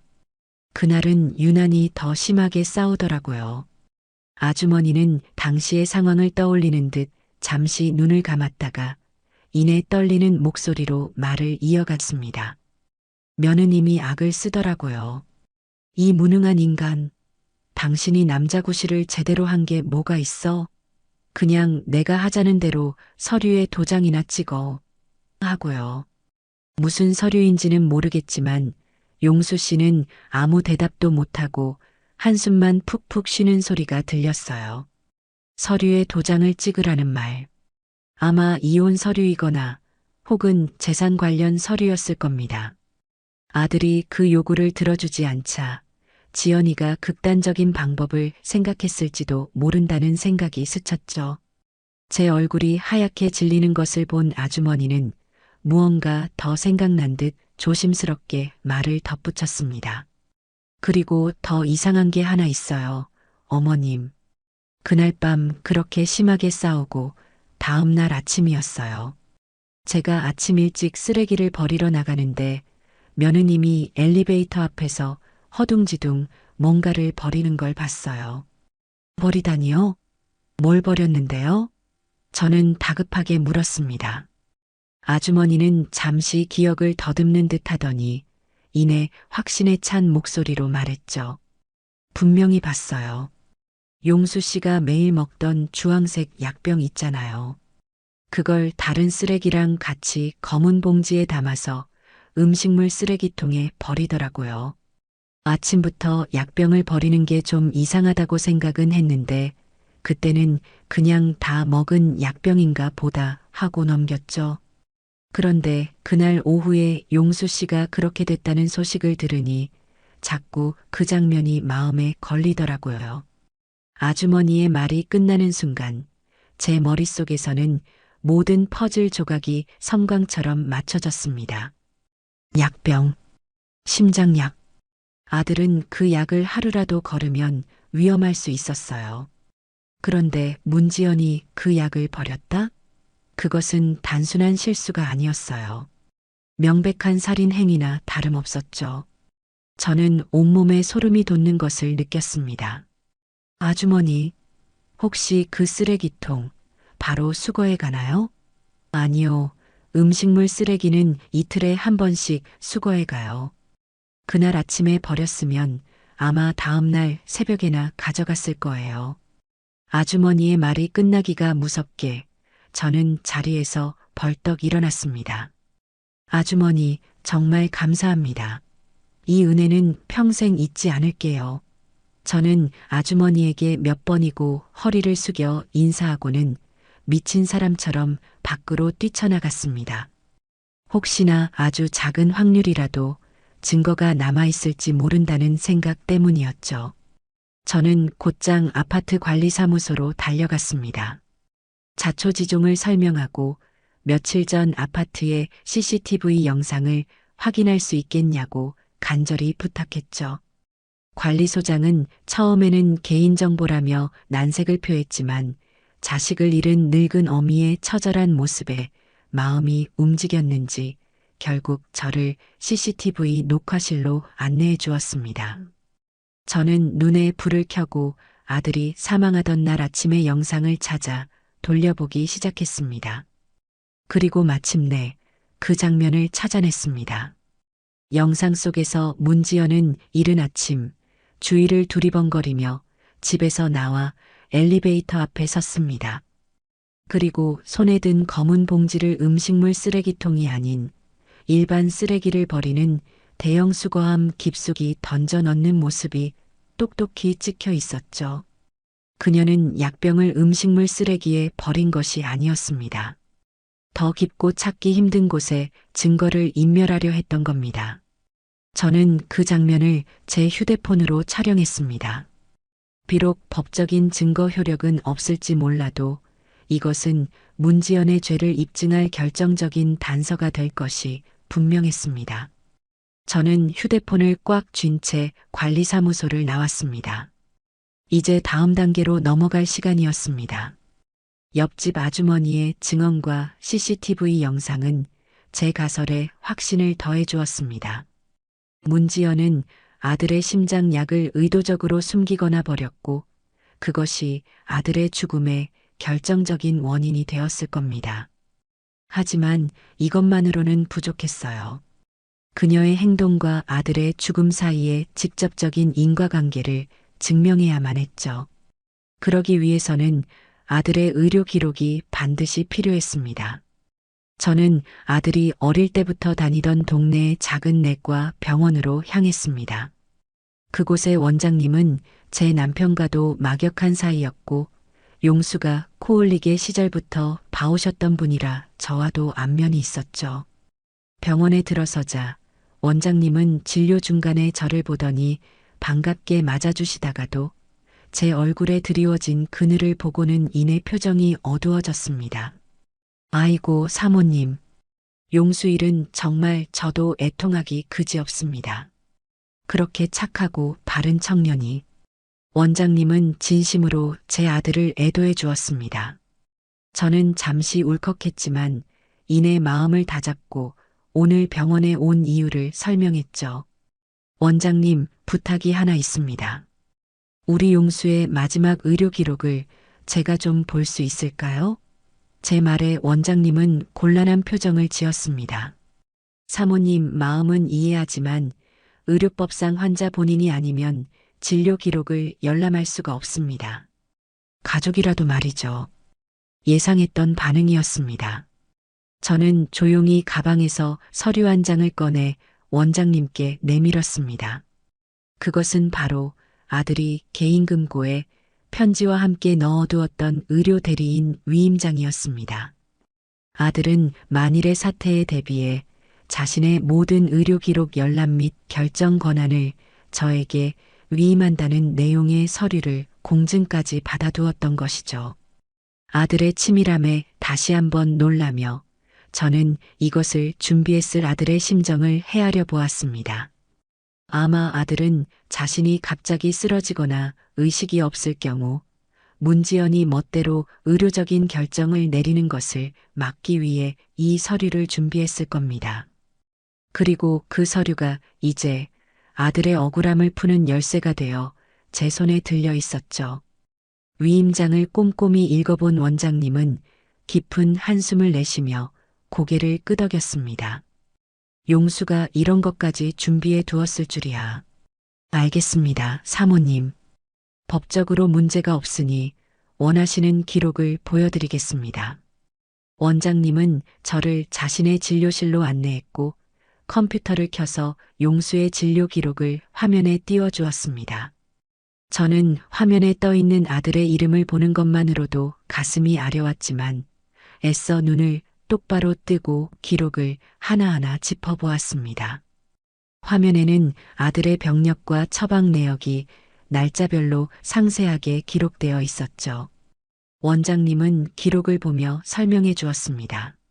용수는 약만 꾸준히 복용하면 아무 문제가 없는 상태였습니다. 그래서 항상 3개월치 약을 한 번에 처방해 주었죠. 마지막으로 병원에 온 게 원장님의 손가락이 어느 한 지점에서 멈췄습니다. 아들이 사망하기 바로 이틀 전이었네요. 그날 와서 정기 검진을 받고 늘 먹던 심장 약 3개월치 처방전을 새로 받아갔습니다. 심장이 쿵 하고 내려앉았습니다. 아들은 분명히 약을 처방받았어요. 그렇다면 그 약은 어디로 사라진 걸까요? 저는 떨리는 목소리로 물었습니다. 원장님, 혹시 그 처방전으로 약을 수령했는지도 알 수 있을까요? 네, 보통 저희 병원과 연계된 바로 아래층 약국에서 약을 타가는데 제가 한번 확인해 보겠습니다. 원장님은 즉시 수화기를 들어 약국에 전화를 걸었습니다. 저는 원장님의 입모양 하나하나에 모든 신경을 집중하며 마른 침을 삼켰죠. 네, 김 약사님. 저 최 원장입니다. 다름이 아니라 며칠 전에 저희 병원에서 진료받은 김용수 환자, 네, 맞습니다. 그 환자 처방전이요. 혹시 그날 약 타갔는지 기록 좀 확인해 주시겠어요? 잠시 동안의 정적이 흘렀습니다. 그 짧은 순간이 제게는 영원처럼 느껴졌죠. 수화기 너머에서 무어라 대답하는 소리가 들렸고 그 말을 듣는 원장님의 미간이 점점 좁아졌습니다. 마침내 원장님은 네, 알겠습니다. 수고하세요. 라는 말을 끝으로 수화기를 내려놓았습니다. 그리고는 무거운 표정으로 저를 바라보며 말했죠. 사모님 이상하네요. 약국 말로는 그날 처방전 접수는 되었는데 정작 약은 찾아가지 않았다고 합니다. 보통 접수하고 10분이면 약이 나오는데 약이 나온 뒤에 환자가 그냥 사라져서 아직까지 보관하고 있답니다. 그 말을 듣는 순간 제 머릿속의 모든 의심은 확신으로 변했습니다. 그림이 완벽하게 그려졌어요. 아들은 병원에서 진료를 보고 처방전을 받아 약국에 접수까지 했을 겁니다. 그리고 약이 나오는 동안 잠시 자리를 비웠거나 혹은 문지연에게 약을 찾아오라고 부탁했겠죠. 하지만 문지연은 그 약을 찾아가지 않았던 겁니다. 아니, 의도적으로 찾아가지 않고 아들에게는 약을 샀다고 거짓말을 했을 가능성이 높았어요. 그리고는 미리 숨겨두었던 빈 약병을 버려 마치 약을 다 먹은 것처럼 위장했던 것이죠. 약을 먹어야만 살 수 있는 아들에게 그 약을 주지 않았던 겁니다. 이것은 단순한 방치를 넘어선 명백한 살인 의도가 있는 행위였습니다. 저는 치밀어 오르는 분노에 온몸을 떨었습니다. 이제 문지연을 파멸시킬 가장 강력하고도 치명적인 무기가 제 손에 들어왔습니다. 저는 원장님께 처방 기록과 약국 통화 사실 확인서를 발급해 달라고 정중히 부탁했습니다. 원장님은 모든 것을 직감했다는 듯 말없이 서류를 준비해 주었죠. 병원을 나서는 제 손에는 뱀의 목을 겨눌 가장 날카로운 비수가 들려 있었습니다. 이제 모든 무기는 준비되었습니다. 책상 위에 그동안 제가 모은 증거들을 하나씩 펼쳐 놓았습니다.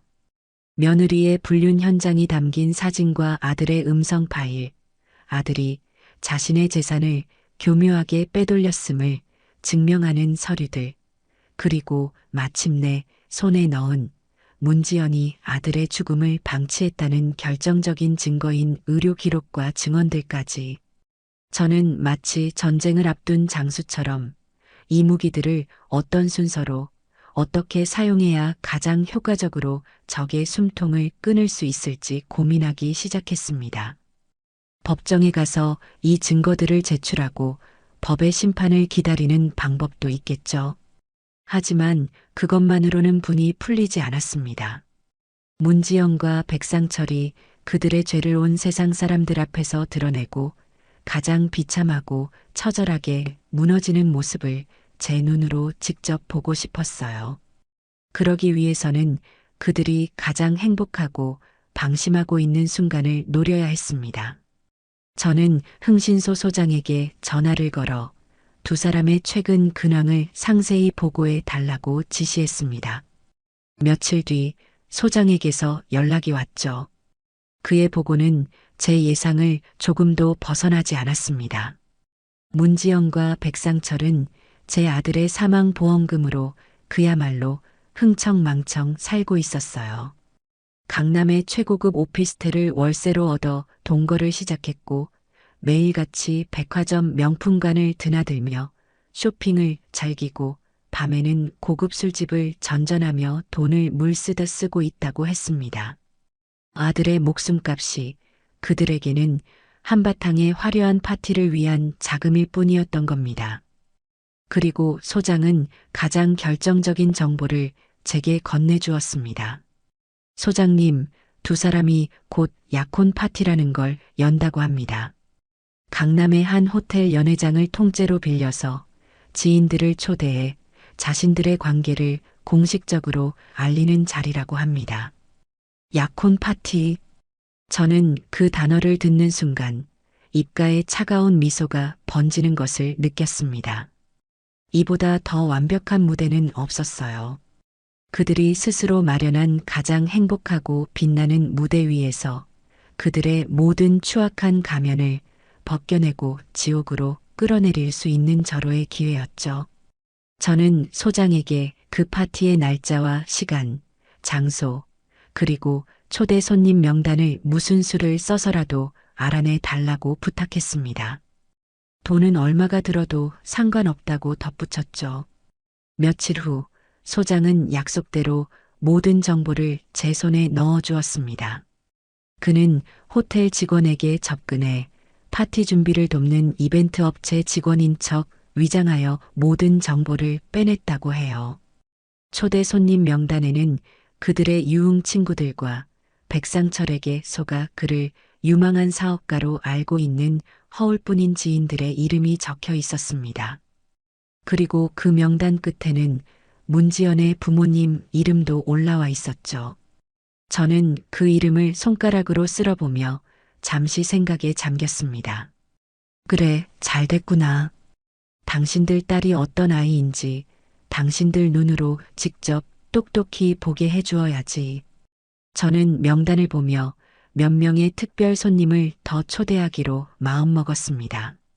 첫 번째는 바로 흥신소 보고서에 나와 있던 백상철에게 똑같은 수법으로 사기를 당했던 또 다른 피해 여성이었습니다.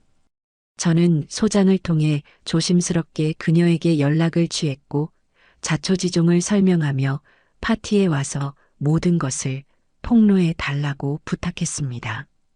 처음에는 두려워하던 그녀도 제가 모든 것을 책임지고 도와주겠다는 약속에 결국 용기를 내주었죠.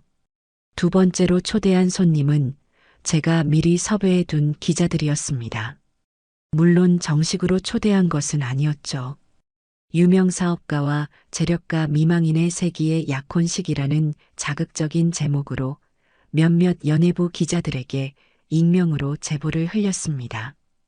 그들은 특종 냄새를 맡고 분명히 파티장으로 몰려들 것이었습니다. 마지막으로 저는 파티의 하이라이트를 장식할 영상을 준비했습니다. 아들이 남긴 USB에 담겨있던 모든 증거, 즉 문지영과 백상철의 불륜 사진, 아들의 고통이 담긴 음성 파일, 그리고 제가 추가로 확보한 CCTV 영상과 의료 기록까지. 이 모든 것을 한 편의 짧은 다큐멘터리처럼 편집했죠. 파티장의 대형 스크린을 통해 이 영상이 상영되는 순간 그들의 파티는 곧 그들의 심판대가 될 것이었습니다. 모든 준비를 마치고 나니 파티 날짜는 어느새 코앞으로 다가와 있었습니다. 저는 옷장 깊숙한 곳에서 몇 년 전 아들이 제 환갑 때 맞춰주었던 가장 곱고 기품 있는 한복을 꺼내 정성껏 다림질했습니다. 이것은 단순한 옷이 아니었어요. 아들의 마지막 복수를 집행하러 가는 어미의 갑옷이었습니다. 파티 전날 밤 저는 아들의 사진을 앞에 두고 조용히 술 한 잔을 올렸습니다. 용수야, 이제 내일이면 모든 것이 끝난다. 이 어미가 어떻게 저것들을 무너뜨리는지 하늘에서 똑똑히 지켜보거라. 약혼 파티가 열리는 날 하늘은 마치 제 마음을 아는 듯 잔뜩 흐려 있었습니다. 저는 아침 일찍 일어나 목욕 재개하고 어젯밤 정성껏 다려두었던 짙은 남색 한복을 꺼내 입었습니다. 슬픔과 분노를 상징하는 검은색이 아닌 차갑고도 깊은 결의를 상징하는 색이었죠. 머리를 단정하게 빗어 올리고 옅은 화장까지 마치고 거울 앞에 서니 그곳에는 더 이상 자식을 잃고 슬픔에 잠겨 있던 늙은 어미는 없었습니다. 차갑게 빛나는 눈과 굳게 담은 입술을 가진 복수의 화신만이 서 있을 뿐이었죠. 저는 마지막으로 아들의 사진을 가슴에 한번 품었다가 조용히 집을 나섰습니다. 약속된 시간이 가까워지자 호텔 로비는 화려하게 차려입은 사람들로 북적이기 시작했습니다. 저는 로비 한쪽 구석에 조용히 서서 파티장으로 들어가는 사람들의 얼굴을 하나하나 지켜보았죠. 잠시 후 오늘의 주인공인 문지연과 백상철이 모습을 드러냈습니다. 문지연은 어깨가 훤히 드러나는 순백의 드레스를 입고 있었고 백상철은 그런 그녀의 허리를 감싼 채 의기양양한 표정으로 사람들의 인사를 받고 있었죠. 제 아들의 목숨값으로 치장한 그들의 모습은 역겨움을 넘어 신성모독처럼 느껴졌습니다. 저는 그들을 노려보며 오늘 저들의 웃음이 어떻게 비명으로 바뀌게 될지 조용히 상상했습니다. 파티가 시작되고 연회장 안에서 흥겨운 음악 소리와 사람들의 웃음소리가 흘러나왔습니다.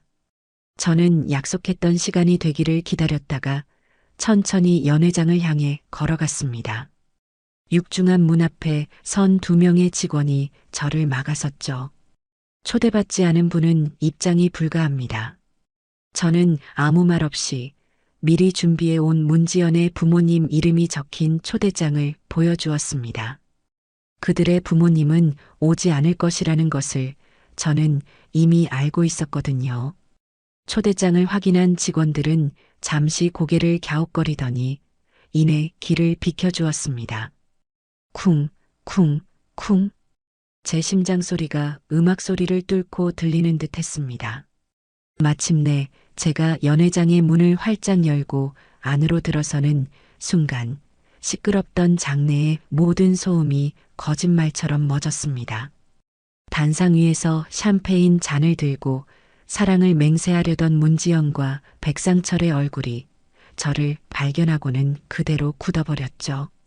순백의 드레스를 입은 문지연의 얼굴은 그야말로 새하얗게 질려 있었습니다. 연회장에 모인 수십 명의 사람들이 모두 웬 노인이지? 하는 표정으로 저를 쳐다보았고 그 침묵 속에서 제 또각거리는 구두 소리만이 장내에 울려 퍼졌습니다. 저는 단상 앞까지 천천히 걸어가 마이크를 잡고 얼어붙어 있는 문지연을 향해 미소를 지으며 말했습니다. 제 목소리는 떨리지 않았어요. 오히려 놀라울 정도로 차분하고 또렷했죠. 지연아, 내 아들이 떠난 지 얼마나 됐다고 벌써 이런 성대한 잔치를 열었니? 참 대단하구나. 제 말에 장내는 술렁이기 시작했습니다. 누구셔? 그러게 용수 씨 어머님 아니야? 하는 수군거림이 곳곳에서 터져나왔죠. 문지연은 그제야 정신을 차린 듯 저를 향해 어머님 여긴 어떻게 하며 말을 더듬었습니다. 백상철은 상황 파악이 안 되는지 굳은 얼굴로 저와 문지연을 번갈아 쳐다볼 뿐이었죠. 저는 그녀의 말을 가볍게 무시하고 하객들을 향해 몸을 돌렸습니다. 그리고는 미리 신호를 약속했던 영상 기술자를 향해 고개를 까딱했죠. 그 순간 단상 뒤에 설치된 거대한 스크린이 환하게 빛을 발하며 모든 하객들의 시선이 그곳으로 쏠렸습니다. 첫 화면은 다정한 연인처럼 보이는 문지연과 백상철의 사진이었습니다. 하지만 사진 밑에는 제 아들 용수가 살아있던 날짜가 선명하게 찍혀 있었죠. 레스토랑에서, 백화점에서, 호텔 앞에서 찍은 수십 장의 사진들이 파노라마처럼 스크린을 채워나갔습니다. 장내의 술렁임은 경악에 가까운 탄성으로 바뀌었습니다. 세상에 저게 어떻게 된 거야? 바람 피운 거였어? 하는 소리가 여기저기서 터져 나왔죠. 문지연은 아니야. 저건 합성이야. 라고 소리쳤지만 그녀의 목소리는 이미 사람들의 경악에 묻혀버린 뒤였습니다. 이것은 시작에 불과했습니다. 이제 곧 이 화려한 파티는 그들의 죄를 고발하는 가장 잔인한 법정이 될 것이었습니다. 저는 스크린을 바라보며 다음 장면을 기다렸습니다. 스크린에 떠오른 사진들은 시작에 불과했습니다. 하객들이 충격에 빠져 웅성거리는 사이 저는 마이크를 다시 고쳐 잡았죠. 여러분, 눈으로 보는 것만으로는 부족하시겠지요. 그렇다면 이제 제 아들의 목소리를 직접 한번 들어보시겠어요? 제 말이 끝나기가 무섭게 연회장의 최고급 스피커를 통해 한 남자의 슬픔에 잠긴 목소리가 울려 퍼지기 시작했습니다. 바로 제 아들 용수의 목소리였습니다. 오늘 녹음을 시작한다. 증거를 남기기 위해서다. 문지연이 내 아내가 다른 남자를 만나고 있는 것 같다. 죽은 사람의 목소리가 연회장에 울려 퍼지는 순간 장내의 모든 소음이 칼로 자른 듯 멎었습니다. 사람들은 숨을 죽인 채 스피커와 스크린을 번갈아 쳐다보았죠. 스크린에는 아들의 음성 파일이 재생되는 화면과 함께 아들의 생전 사진이 떠 있었습니다. 아들의 목소리는 담담했지만 그 안에는 깊은 슬픔과 배신감이 서려 있었어요. 아내는 자신에게 점점 차가워졌고 밤마다 몰래 나가 누군가와 통화했으며 출처를 알 수 없는 돈을 쓰기 시작했다는 고백이 이어졌습니다. 그리고 마침내 아내가 숨겨둔 카드 명세서를 발견하고 모든 사실을 알게 되었다는 대목에 이르렀을 때 연회장은 그야말로 찬물을 끼얹은 듯 조용해졌죠. 문지연은 두 손으로 귀를 막고 아니야. 저건 사실이 아니야. 당장 끄란 말이야. 라고 미친 사람처럼 소리쳤습니다. 하지만 이미 아무도 그녀의 말을 믿지 않았어요. 사람들은 이제 동정심 하나 없는 경멸의 눈빛으로 그녀를 쏘아보고 있었죠. 특히 하객들 사이에 앉아있던 제가 미리 파악해둔 그녀의 몇몇 친구들은 차마 고개를 들지 못하고 있었습니다. 백상철 역시 처음에 여유만만하던 태도는 온데간데 없이 굳은 얼굴로 스크린을 노려보며 무언가 빠르게 머리를 굴리는 듯 보였어요. 그는 이 상황을 어떻게 빠져나갈지 계산하고 있었겠죠. 아들의 음성 파일 재생이 끝나자 저는 다시 마이크를 잡았습니다. 이번에는 단상 위에 의기양양하게 서 있는 백상철을 향해 시선을 고정했죠. 그리고 당신, 백상철 씨, 당신이 내 며느리를 뒤에서 조종하며 내 아들의 재산을 노린 전문 사기꾼이라는 것도 나는 다 알고 있습니다. 제 폭탄 선언의 장내는 다시 한번 발칵 뒤집혔습니다. 백상철은 순간 움찔하더니 이내 뻔뻔하게 웃으며 말했죠. 어머님, 지금 무슨 말씀을 하시는 겁니까? 저와 지연 씨는 서로 사랑하는 사이입니다. 아드님 일은 안타깝지만 없는 말을 지어내서 사람을 모함하시면 안 되죠. 그의 뻔뻔한 태도에 실소가 터져 나왔습니다. 사랑이라고? 그 더러운 입으로 사랑이라는 말을 담는구나. 저는 그를 비웃어주며 다음 카드를 꺼내 들었습니다. 여러분, 이 두 사람이 이렇게 성대한 약혼식을 열 수 있었던 건 바로 제 아들의 목숨값인 사망보험금 덕분이었습니다. 하지만 그것이 전부인 줄 알았겠죠. 안타깝게도 당신들이 그토록 원하던 내 아들의 진짜 재산은 단 한 푼도 당신들 손에 들어가지 않을 겁니다. 저는 잠시 말을 멈추고 백상철의 얼굴을 쳐다보았습니다. 그의 눈동자가 탐욕으로 번뜩이는 것을 놓치지 않았죠. 왜냐하면 내 똑똑한 아들은 당신들의 정체를 이미 다 파악하고 자신의 모든 재산을 안전한 곳으로 옮겨두었거든. 당신들이 손에 쥔 그 보험금은 내 아들이 당신들의 탐욕을 세상에 알리기 위해 던져준 아주 작은 미끼에 불과했단다. 그 말을 하는 순간 백상철의 얼굴이 처음으로 와르르 무너져 내리는 것을 보았습니다. 그의 눈빛은 당황과 분노, 그리고 의심으로 가득 차 있었죠.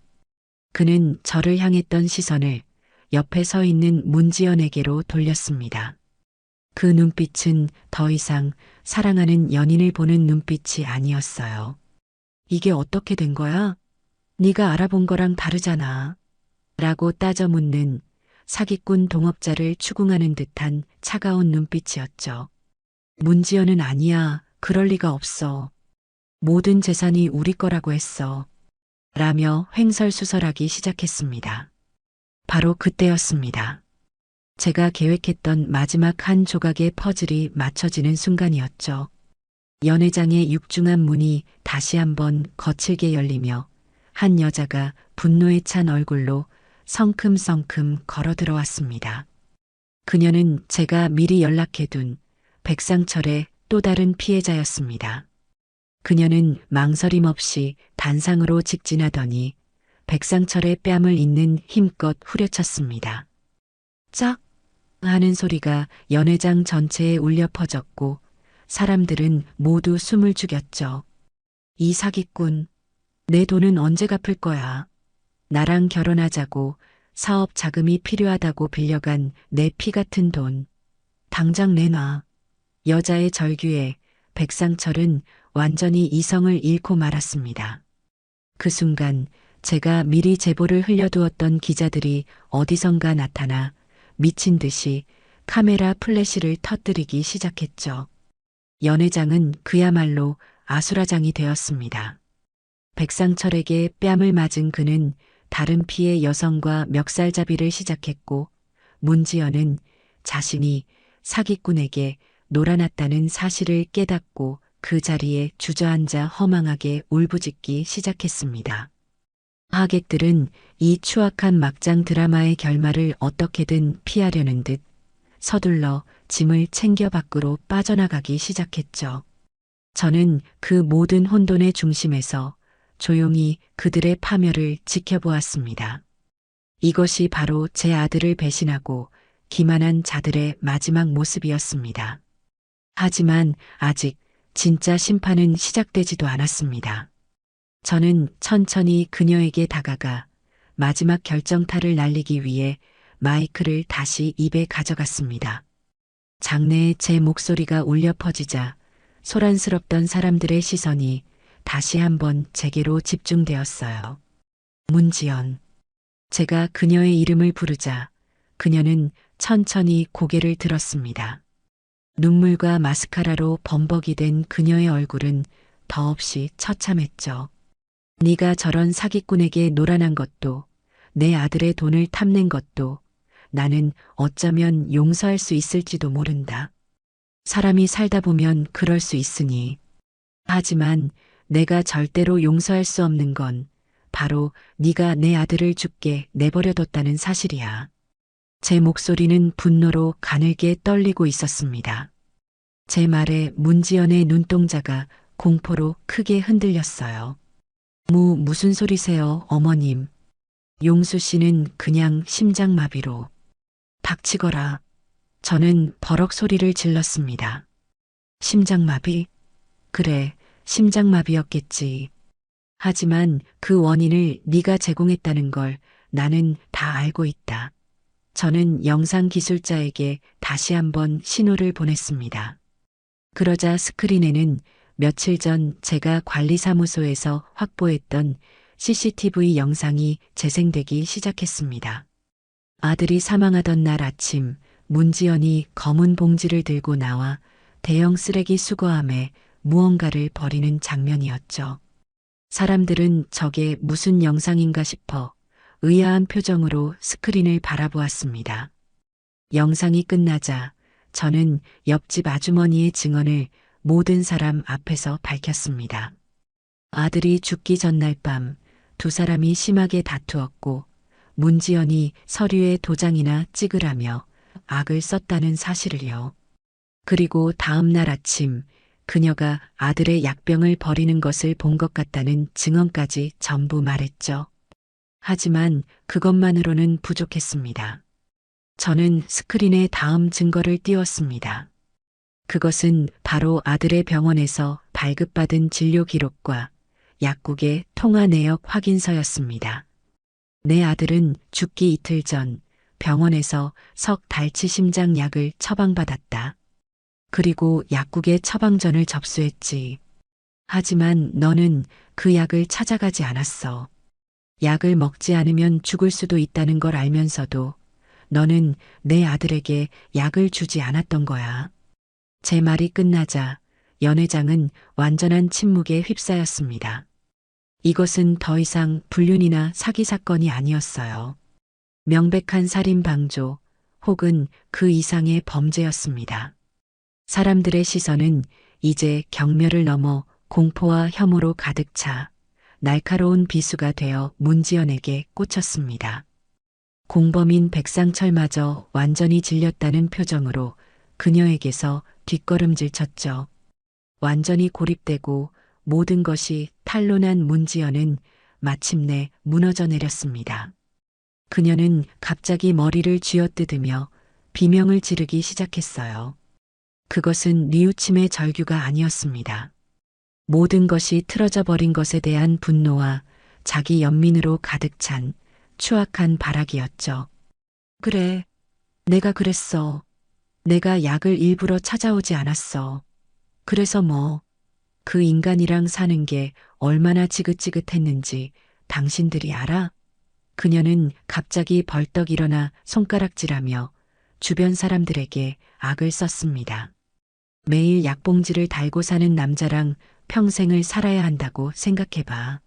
돈이라도 많으면 모르겠는데 그것도 아니잖아. 내 청춘, 내 인생, 그 인간 때문에 다 망쳤다고. 백상철 씨는 나를 이 지옥에서 꺼내줄 왕자님이었는데 다 당신들 때문이야. 당신들 때문에 모든 걸 망쳤어. 그녀의 입에서 쏟아져 나오는 말들은 인간이라면 차마 할 수 없는 악독하고 이기적인 변명뿐이었습니다. 그녀의 추악한 고백이 절정에 달했을 때 저는 조용히 휴대폰을 꺼내 어딘가로 전화를 걸었습니다. 이제 들어오셔도 좋습니다. 그리고 잠시 후 연회장의 문이 다시 열리고 이번에는 제복을 입은 경찰들이 들어왔습니다. 제가 미리 파티장 밖에서 대기시켜 두었던 것이었죠. 경찰들의 등장에 연회장은 다시 한번 술렁였고 백상철은 도망가려다 다른 경찰들에게 붙잡혔습니다. 문지연은 넋이 나간 사람처럼 그 자리에 서서 다가오는 경찰들을 멍하니 바라볼 뿐이었죠. 경찰은 그녀에게 다가가 차가운 목소리로 말했습니다. 문지연 씨, 고 김용수 씨 사망 사건의 중요 혐의로 긴급 체포합니다. 당신은 변호사를 선임할 수 있으며 미란다 원칙이 고지되는 동안 기자들의 카메라 플래시가 쉴 새 없이 터졌습니다. 하얀 웨딩드레스 위로 차가운 수갑이 채워지는 모습은 그 어떤 영화보다도 더 극적인 장면이었죠. 백상철 역시 사기 혐의로 함께 연행되었습니다. 그는 마지막까지 자신은 억울하다며 발버둥 쳤지만 이미 그의 죄를 증언할 피해자가 여럿 나타난 뒤였죠. 두 사람이 경찰들에게 끌려나가며 화려했던 약혼 파티는 그렇게 막을 내렸습니다. 저는 텅 비어가는 연회장 한가운데 서서 그들의 마지막 모습을 조용히 지켜보았습니다. 제 길고 길었던 복수가 마침내 끝나는 순간이었습니다. 시원하다는 생각보다는 그저 깊은 허무함이 몰려왔습니다. 하지만 저는 알고 있었어요. 이것이 끝이 아니라 제 아들의 명예를 되찾고 제 자신의 삶을 되찾기 위한 새로운 시작이라는 것을요. 재력가 미망인과 전문 사기꾼의 약혼 파티, 살인 사건으로 막을 내리다. 다음 날 모든 신문과 방송은 그날 밤의 사건으로 도배되었습니다. 세상은 제 아들의 죽음 뒤에 숨겨진 추악한 진실에 경악했고 며느리 문지연과 사기꾼 백상철의 만행에 분노했죠. 기자들이 벌떼처럼 저희 집 앞으로 몰려들었지만 저는 그 어떤 인터뷰에도 응하지 않았습니다. 제가 할 일은 이미 끝났고 나머지는 법의 심판에 맡기면 될 일이었으니까요. 저는 그저 조용히 제 아들의 마지막을 정리하고 싶었습니다. 가장 먼저 한 일은 아들이 남긴 재산을 정리하는 것이었습니다. 아들이 개인금고에 남겨둔 무기명 채권과 골드바는 제가 생각했던 것보다 훨씬 더 막대한 액수였죠. 평생을 성실하게 일하며 아끼고 모은 제 아들의 피와 땀이었습니다. 저는 이 돈을 저를 위해 쓸 생각이 조금도 없었습니다. 이 돈은 제 것이 아니라 아들의 것이었으니까요. 며칠을 고민한 끝에 저는 아들의 이름으로 장학재단을 설립하기로 결심했습니다. 살아생전 아들은 그림 그리는 것을 무척 좋아했어요. 재능도 있었지만 어려운 집안 형편 때문에 일찍 꿈을 접고 생활 전선에 뛰어들어야만 했죠. 그런 아들의 못다 이룬 꿈을 다른 재능 있는 젊은이들이라도 마음껏 펼칠 수 있도록 도와주고 싶었습니다. 변호사와 상의하여 재단 설립 절차를 차근차근 밟아나갔습니다. 재단의 이름은 김용수 기념예술 장학재단으로 정했죠. 그리고 문지연의 더러운 흔적이 남아있는 아들이 살던 아파트를 처분했습니다. 집을 팔고 받은 돈 역시 모두 재단에 기부했어요. 그 집의 모든 가구와 물건들을 정리하던 날 저는 담담하게 아들의 유품을 하나씩 상자에 담았습니다. 아들의 낡은 스케치북을 발견했을 때 저는 결국 참지 못하고 눈물을 쏟고 말았죠. 스케치북에는 온통 제 얼굴이 가득했습니다. 웃는 얼굴, 잠든 얼굴, 화내는 얼굴까지. 아들은 언제나 제 곁에서 저를 그리고 있었던 겁니다. 저는 그 스케치북을 가슴에 품고 한참을 울었습니다. 재단 설립이 어느 정도 마무리될 무렵 뜻밖의 손님이 저를 찾아왔습니다. 바로 문지연의 부모님이었어요. 그들은 제 앞에 무릎을 꿇고 고개를 들지 못한 채 용서를 빌었습니다. 정말 죄송합니다, 사부인. 저희가 딸을 잘못 키웠습니다. 이런 괴물을 만들어 놓고도 저희는 아무것도 몰랐습니다. 죽을 죄를 지었습니다. 그들은 늙고 지친 모습이었어요. 딸의 죄는 부모의 죄라며 자신들의 남은 재산을 모두 처분해 제게 주겠다고 했습니다. 저는 조용히 그들을 일으켜 세웠습니다. 일어나세요. 두 분이 제게 무릎 꿇을 일은 아닙니다. 제 목소리는 놀라울 정도로 차분했죠. 그리고 그 돈은 필요 없습니다. 저는 돈 때문에 이러는 것이 아니니까요. 문지연의 부모님은 어쩔 줄 몰라 하며 저를 바라보았습니다. 저는 그들의 눈을 똑바로 보며 말했죠. 제가 원하는 것은 단 하나, 당신들 딸이 자신의 죄에 대한 정당한 대가를 치르는 것뿐입니다. 그러니 제게 용서를 구하지 마세요.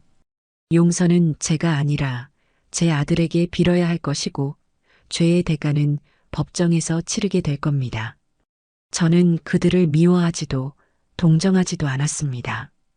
그저 모든 것이 제자리로 돌아가기를 바랄 뿐이었죠. 그들은 더 이상 아무 말도 하지 못하고 깊이 고개를 숙인 채 돌아갔습니다. 그들의 쓸쓸한 뒷모습을 보며 저는 이 길고 잔인했던 복수극이 정말로 끝나가고 있음을 실감했습니다. 재판은 세간의 엄청난 관심 속에서 진행되었습니다. 문지연은 마지막까지 심신미약을 주장하며 형량을 줄여보려 애썼지만 제가 제출한 모든 증거 앞에서 그녀의 거짓말은 통하지 않았죠. 결국 그녀는 무기징역을 선고받았습니다. 백상철 역시 상습 사기죄로 10수년의 긴 징역형을 선고받고 감옥에 갔죠. 모든 판결이 끝났다는 소식을 변호사에게 전해 들은 날, 저는 그저 창밖을 하염없이 바라볼 뿐이었습니다. 기쁘지도 슬프지도 않았어요. 그저 커다란 폭풍우가 지나간 뒤의 고요함만이 제 마음을 채우고 있었습니다.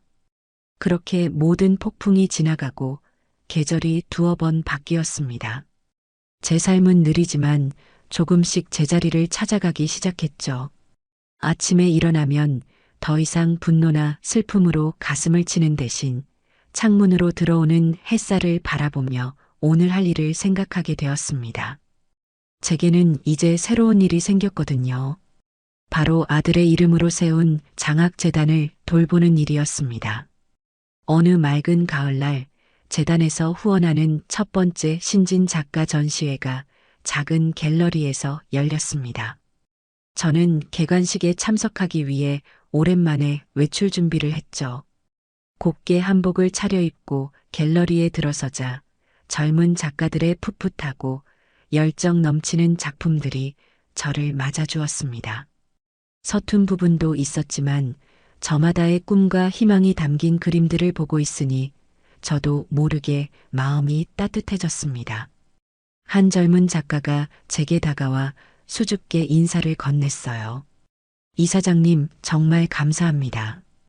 이사장님과 김용수 작가님의 도움이 아니었다면 저는 평생 이런 기회를 얻지 못했을 거예요.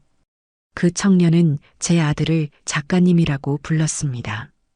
그 말을 듣는 순간 제 가슴 속에서 무언가 뜨거운 것이 울컥 차오르는 것을 느꼈죠. 그래, 내 아들은 비록 생전에 꿈을 이루지는 못했지만 이제 이렇게 다른 젊은이들의 꿈을 통해 영원히 살아 숨쉬게 된 겁니다. 전시회를 둘러보고 나오는 길, 저는 꽃집에 들러 아들이 가장 좋아했던 하얀 국화한 다발을 샀습니다. 그리고는 곧장 아들이 잠들어 있는 추모공원으로 향했죠. 가을 햇살을 받아 반짝이는 아들의 비석 앞에 서니 이제는 더 이상 눈물이 나지 않았습니다. 저는 비석을 깨끗하게 닦고 가져온 국화를 꽂아주며 아들에게 조용히 말을 건넸어요. 용수야, 엄마 왔다. 오늘 네 이름으로 열린 첫 번째 전시회에 다녀오는 길이야. 네 후배들이 아주 멋진 그림들을 많이 그렸더라. 하늘에서 보고 있었니? 네가 있었으면 얼마나 좋아했을까. 저는 그 자리에 한참을 앉아 아들에게 그동안 있었던 일들을 두런두런 이야기했습니다. 재단 이야기, 젊은 작가들 이야기, 그리고 이제는 제법 평온해진 제 일상에 대해서도요. 마치 아들이 바로 옆에 앉아 제 이야기를 들어주는 것 같았습니다. 이제 엄마는 괜찮아, 아들.